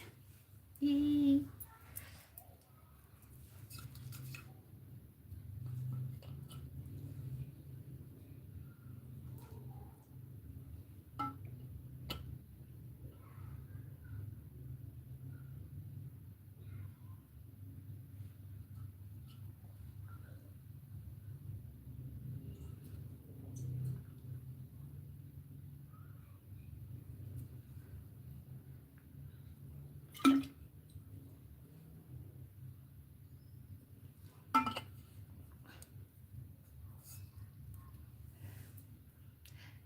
Eldad says, standing firm, in other words, is she should remember to say, I did, but sorry. And you know what? Everything I've listed is what I can give. Okay. Okay. Standing firm, in other words, is she should remember to say, I did, but sorry. Okay. Somebody who apologizes. Okay. That also makes sense. That also makes sense. Okay, let's look at some of the last questions, guys, so that we'll see if I'll stream at night. But as far as you're subscribed, whenever I go live and you're not so busy, you can always show up. Okay, there was another question. There was another question that was like sparking debate right here. Should a man provide for or should a man be okay, should a woman's family be entitled to be, oh, should a guy provide for the woman's family? I think that's the question that was asked by somebody here. Should a man provide for the woman's family? Okay, that was the other question. Most people said no. Some people said, oh my god, why would I? Like, they need to get to work. Okay, they need to get themselves to work.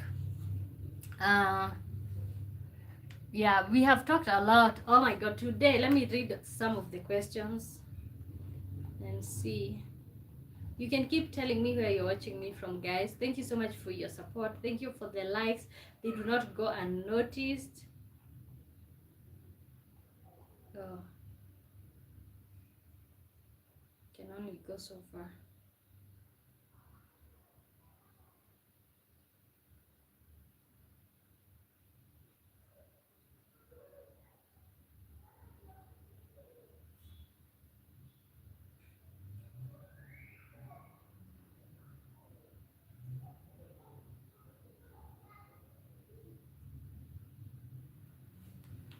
Okay, the next and last question, most probably.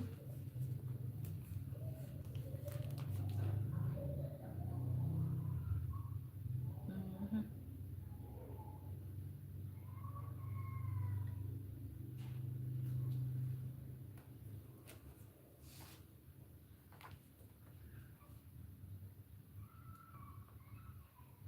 Sorry, I left my phone, so I didn't hear you. Okay, no, I'm about to give the last question. Uh, oh, pardoning what I said. No, I was just going through the questions that we've done tonight. Oh, but the question is, okay, I just remembered. The question was, should a man provide for the woman's family? There's somebody who asked that question here. Or like, in what case should a man, because we were talking about this whole thing about dowry, okay? And especially in African traditions, the man is being, you constantly have to take things, okay? So it's like, the question was, should a man provide for the woman's family? Okay, should it be like a thing? Okay, judges said like the woman's family, they need to get to work. uh,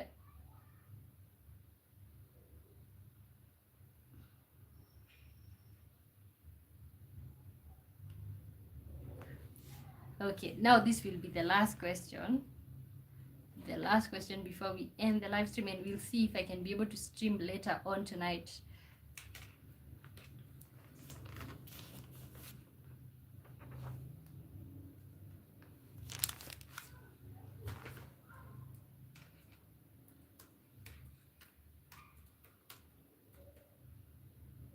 Joseph Edward, hi my friend, how are you doing?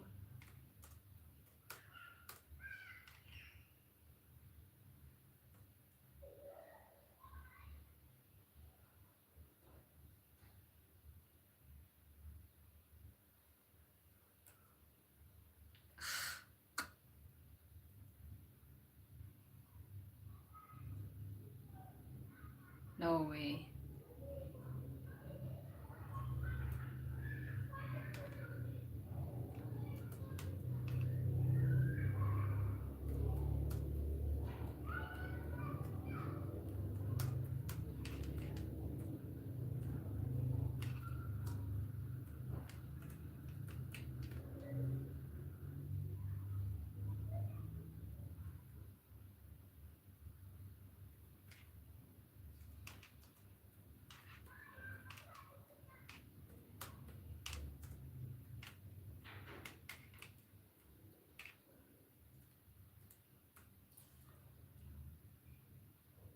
Eldar says a woman should have it in mind to support someday, but not providing.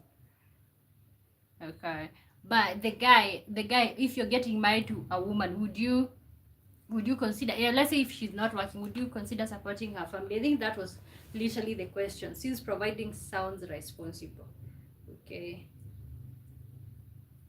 Okay. uh is eating alone in a restaurant or resort peaceful or depressing? This will be our last question, because we have to end on a light note. Eating alone in a restaurant, to be really honest, I have gone to this nice restaurant alone. Me personally, I just usually go and I order.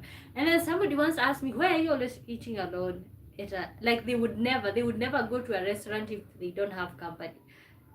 I'm like, what if you are just able to buy food for yourself and you couldn't afford for another person?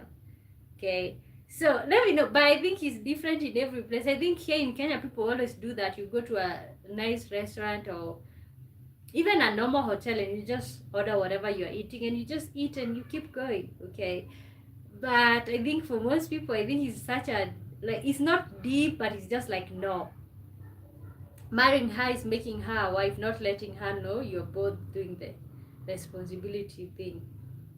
Okay, so when it comes to both families, okay, okay, being responsible, I don't think you understand the question. I think the question was, the guy was asking, should a man be responsible for the woman's side of the family? Like, should he feel like, oh, I have to show up for them, like I have to do this for them? Should a man feel like that? So I think that was literally the question.